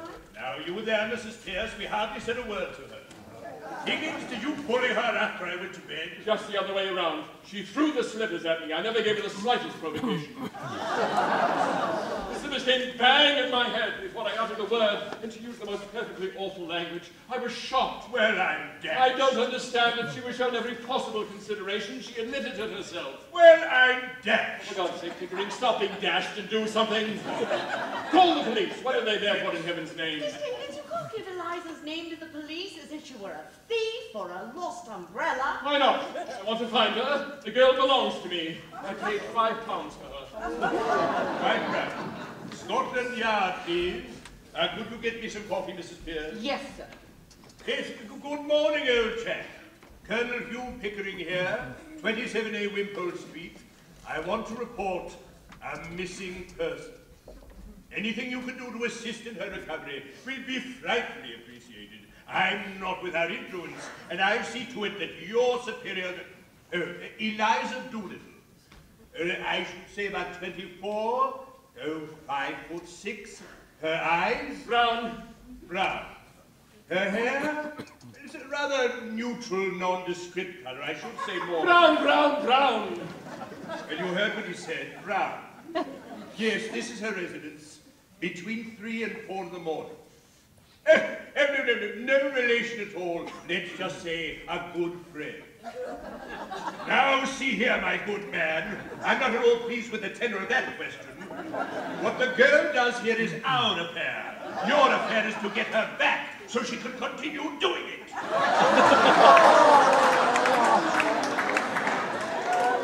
What in all of heaven could have prompted her to go after such a triumph at the ball? What could have impressed her? What could have possessed her? I cannot understand the wretch at all. Higgins, I have an old school chum at the Home Office. I'll phone him, perhaps he can help. Whitehall 7244, please.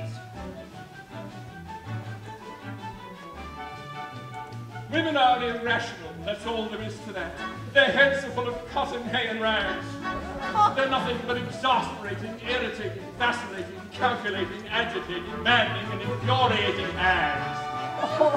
Brewster, butt in, please. Yes, I'll wait. Pickering, why can't a woman be more like a man? Yes, why can't a woman be more like a man? Men are so honest, so thoroughly square, eternally noble, historically fair, who when you win will always give your back a pat. Why can't a woman be like that? Why does everyone do what the others do? Can't a woman learn to use her head? Why do they do everything their mothers do? Why don't they grow up like their father instead? Or why can't a woman take after a man? Men are so pleasant, so easy to please.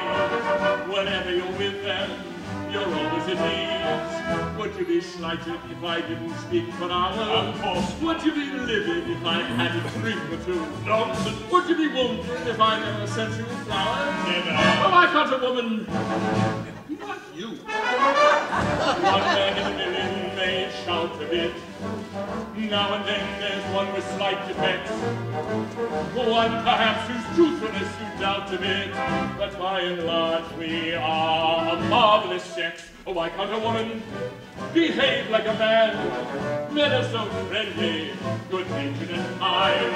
A better companion you never will find. If I were hours late for dinner, would you bellow? Of course. If I forgot your silly birthday, would you fuss? Nonsense. Would you complain if I took out another fellow? Never. Oh, why can't a woman be like us?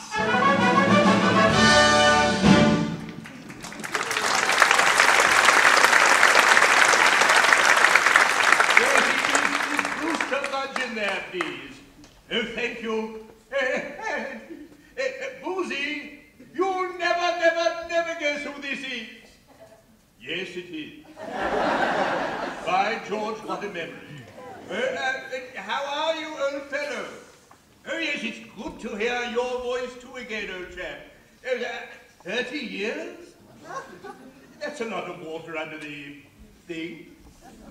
You know, Boozy, old chap, the reason I've called is something rather unpleasant has happened at this end. Could I come right over and see you? Oh, good. I'll be right there. Thank you, Boozy. Mrs. Pierce, I'm heading over to the Home Office. I do hope you find her, Colonel Pickering. Mr. Higgins will miss her. Mr. Higgins will miss her? Blast, Mr. Higgins. I miss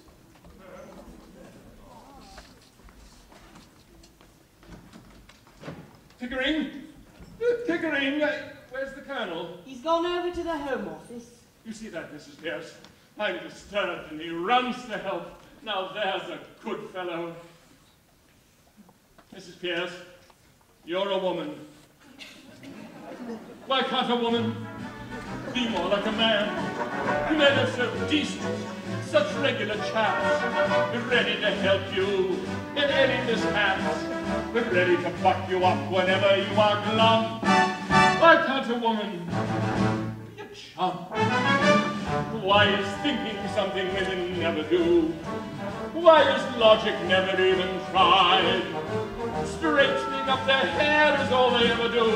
Why don't they straighten up the mess that's inside? Oh, why can't a woman be more like a man? If I were a woman who'd been to a ball, been hailed as a princess by one and by all, would I start weeping like a bathtub overflowing?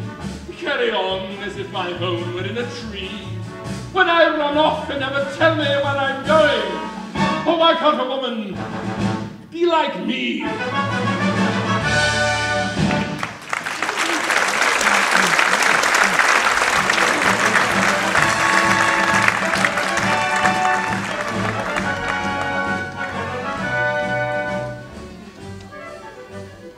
Extraordinary behavior. Of course you did the right thing by coming to me. Thank you, Margaret. Will there be anything else, Mum? No, thank you, looks lovely. And you mean to say that after you did this wonderful thing for them without making a single mistake, they just sat there and never said a word to you? Never petted you or praised you or told you how splendid you'd been? Not a word. That's simply appalling. I should not have thrown the slippers at him. I should have thrown the fire irons. I thought it wouldn't be long. Stay where you are, my dear. Mother, where the devil are you? Remember, last night you not only danced with a prince, you behaved like a princess. Mother, the damnedest... You! How do you do, Professor Higgins? Are you quite well? But of course you are. You are never ill. Would you care for some tea? Don't you dare try that game on me. I taught it to you. Get up and come home and don't be a fool. You've caused me enough trouble for one morning. Very nicely put indeed, Henry. No woman could resist such an invitation. How did this baggage get here in the first place? Eliza came to see me. and I was delighted to have her. And if you don't promise to behave yourself, I shall have to ask you to leave. Do you mean that I'm to put on my Sunday manners for this thing I created out of the squashed cabbage leaves of Covent Garden? Yes, dear, that is precisely what I mean. I'll see her damned first. However did you learn manners with my son around? It was very difficult. I should never have known how ladies and gentlemen behave if it hadn't been for Colonel Pickering. He always showed me that he felt and thought about me as if I was something better than a common flower girl. You see, Mrs. Higgins, apart from the things that one can pick up, the difference between a lady and a flower girl is not how she behaves, but how she's treated. I shall always be a flower girl to Professor Higgins because he always treats me as a flower girl and always will. But I know I shall always be a lady to Colonel Pickering because he always treats me as a lady and always will. Please don't grind your teeth, Henry. The vicar is here, Mum. Shall I show him into the garden? The vicar? And the professor called Helens. No, I'll see him in the library. Yes, Mother. Eliza, if my son begins to break things, I give you full permission to ask him to leave. Oh, and Henry, dear, if I were you, I should stick to 2 subjects: the weather and your health.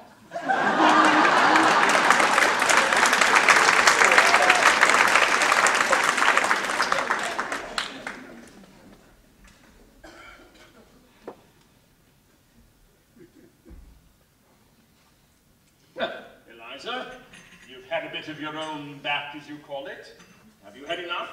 Are you going to be reasonable, or do you want any more? You want to be back only to pick up your slippers, put up with your tempers, and fetch and carry for you. I haven't said I want you back at all. Oh, indeed, then what are we talking about? About you, not about me. If you come back, I shall treat you just as I've always treated you. I can't change my nature, and I don't intend to change my manners. My manners are exactly the same as Colonel Pickering. That's not true. He treats a flower girl as if she was a duchess. And I treat a duchess as if she was a flower girl. Oh, I see. The same to everybody. Just so. The great secret, Eliza, is not having bad manners or good manners or any particular sort of manners, but having the same manner for all human souls. The question is not whether I treat you rudely, but whether you ever heard me treat anyone else any better. I don't care how you treat me. I don't mind your swearing at me. I shouldn't mind a black eye. I've had one before this. But I won't be passed over. Then get out of my way, for I won't stop for you. You talk about me as if I were a motor bus. So you are a motor bus, all bounce and go, and no consideration for anyone. But I can get along without you. Don't think I can't. I know you can. I told you you could. You never wondered, I suppose, whether I could get along without you.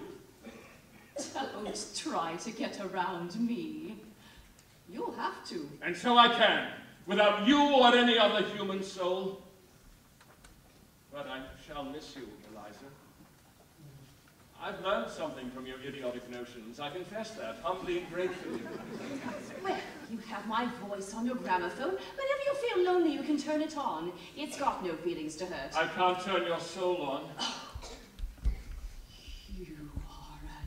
Devil! You can twist the heart of a girl as easily as some can twist her arms to hurt her. What am I to come back for? For the fun of it. That's why I took you on. And you may throw me out tomorrow if I don't do everything you want me to. Yes, and you may walk out tomorrow if I don't do everything you want me to. And live with my father. Yes, to sell flowers. Or would you rather marry Pickering? I wouldn't marry you if you asked me, and you're near my age than what he is. Then he is. I'll talk as I like. You're not my teacher now. That's not what I want, and don't you think it.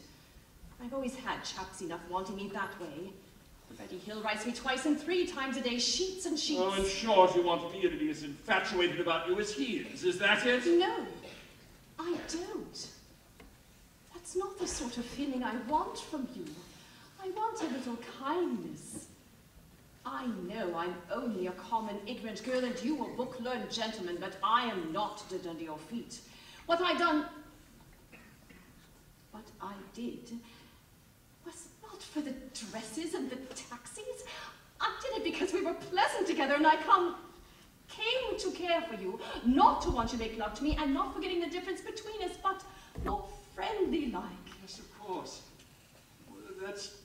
just how I feel. And how Pickering feels. Eliza, you're a fool. That's not a proper answer to give me. It's the only answer you're going to get until you stop being a plain idiot. If you're going to be a lady, you'll have to stop feeling neglected if the men you know don't spend half their time sniveling over you and the other half giving you black eyes. You find me cold, unfeeling, selfish, don't you? Very well. We offer you to the sort of people you like. Marry some sentimental hog or other with lots of money and a thick pair of lips to kiss you with and a thick pair of boots to kick you with. You can't appreciate what you've got, you better get what you can appreciate. Oh, I can't talk to you. You turn everything against me. I'm always in the wrong. But don't be too sure you have me under your feet to be trampled on and talked down. I'll marry Freddie, I will. As soon as I'm able to support him.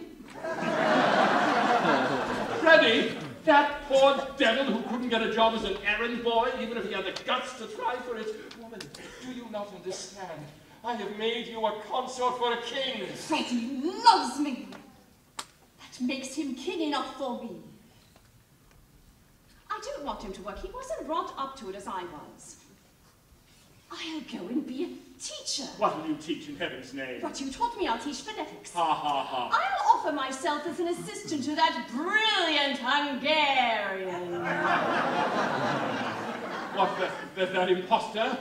That humbug, that toadying ignoramus, teaching my methods, my discoveries? You take one step in that direction and I'll wring your neck, do you hear? Go ahead, ring away, what do I care? I knew you'd strike me one day. No.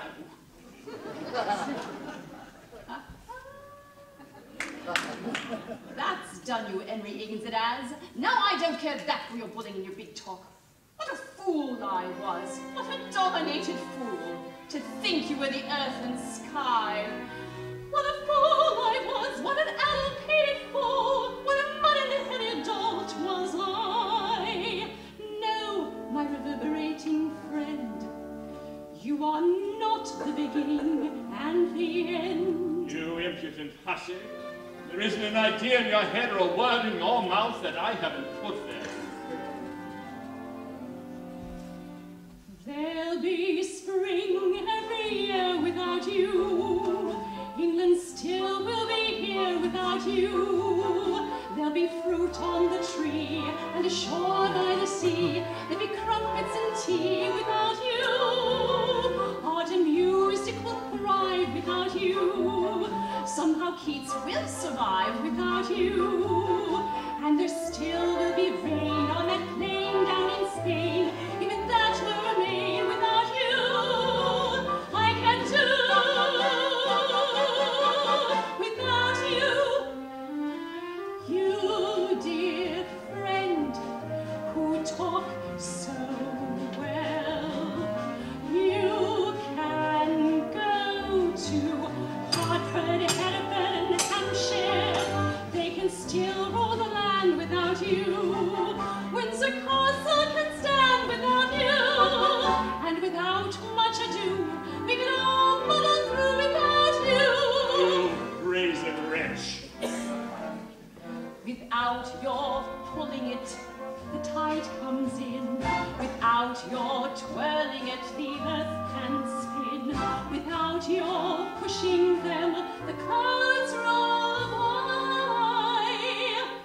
If they can do without you, ducky, so can I. I shall not feel alone without you.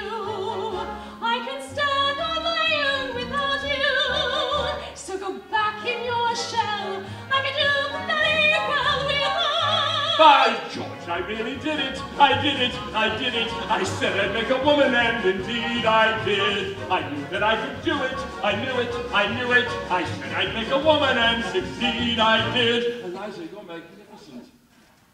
5 minutes ago, you were a millstone around my neck. Now you're a tower of strength. A consort battleship. I like you like this.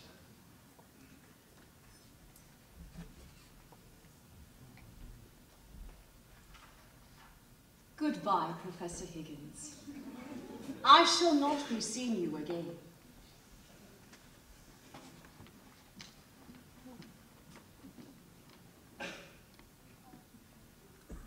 Mother! Mother!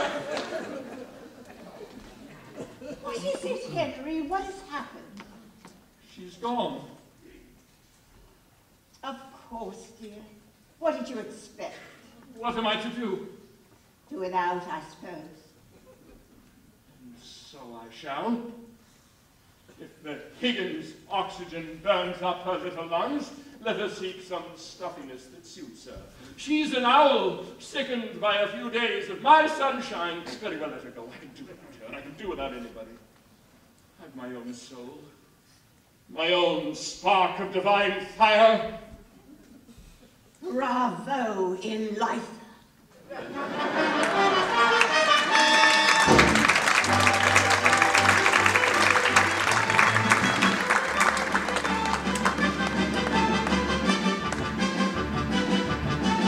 Damn, damn, damn, damn. I've grown accustomed to her face.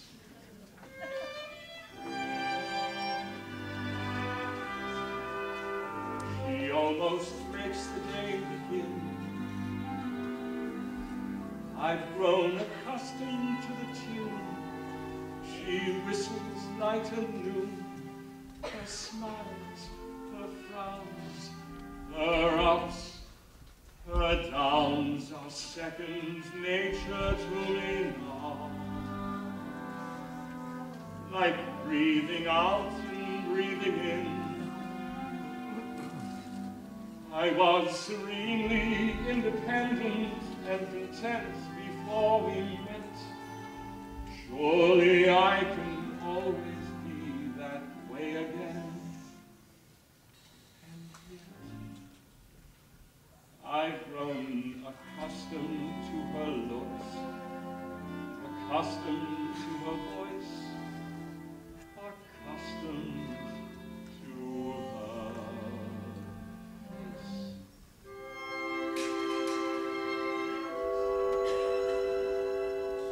Mary Freddy. What an infantile idea.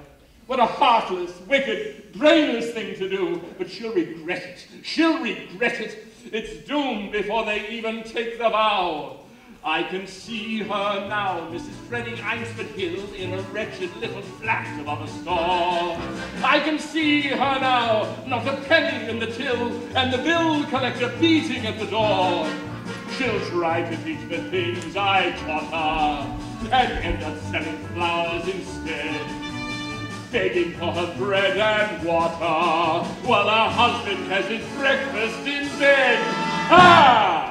In a year or so, when she's prematurely grey, and the blossom in her cheek has turned short, she'll come home and lo, he'll have up and run away with a social climbing heiress from New York. Poor Eliza. How simply frightful. How humiliating. How delightful. How poignant it will be on that inevitable night when she hammers on my door in tears and rags. Miserable and lonely, repentant and contrite, will I let her in, the hermit of the wolves, give her kindness or the treatment she deserves? Will I take her back or throw the baggage out? I'm a most forgiving man, the sort who never could, ever would, take a position and staunchly never budge. Just a most forgiving man. But I will never take her back. If she were crawling on her knees, let her promise to atone, let her shiver, let her moan. I will slam the door and let the hellcat free. Mary Freddy, ha!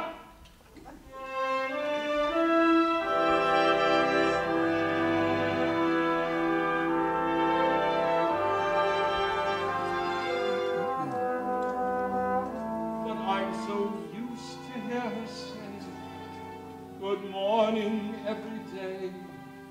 Her smiles, her frowns, her ups, her downs are second nature to me now. Like breathing out and breathing in. I'm very grateful she's a woman and so easy to forget. Father, like a habit one can always break. And yet, I've grown accustomed to the trace of something in the air, accustomed to her face.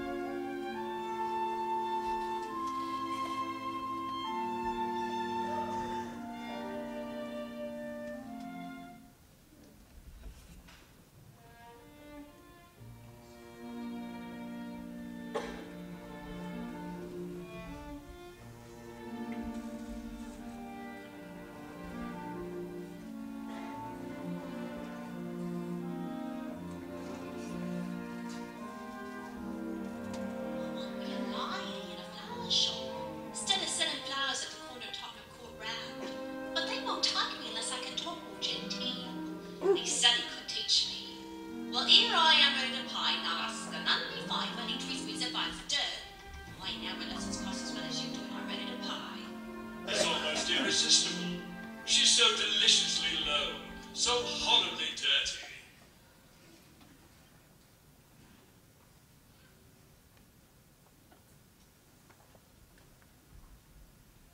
I washed my face and hands before I come.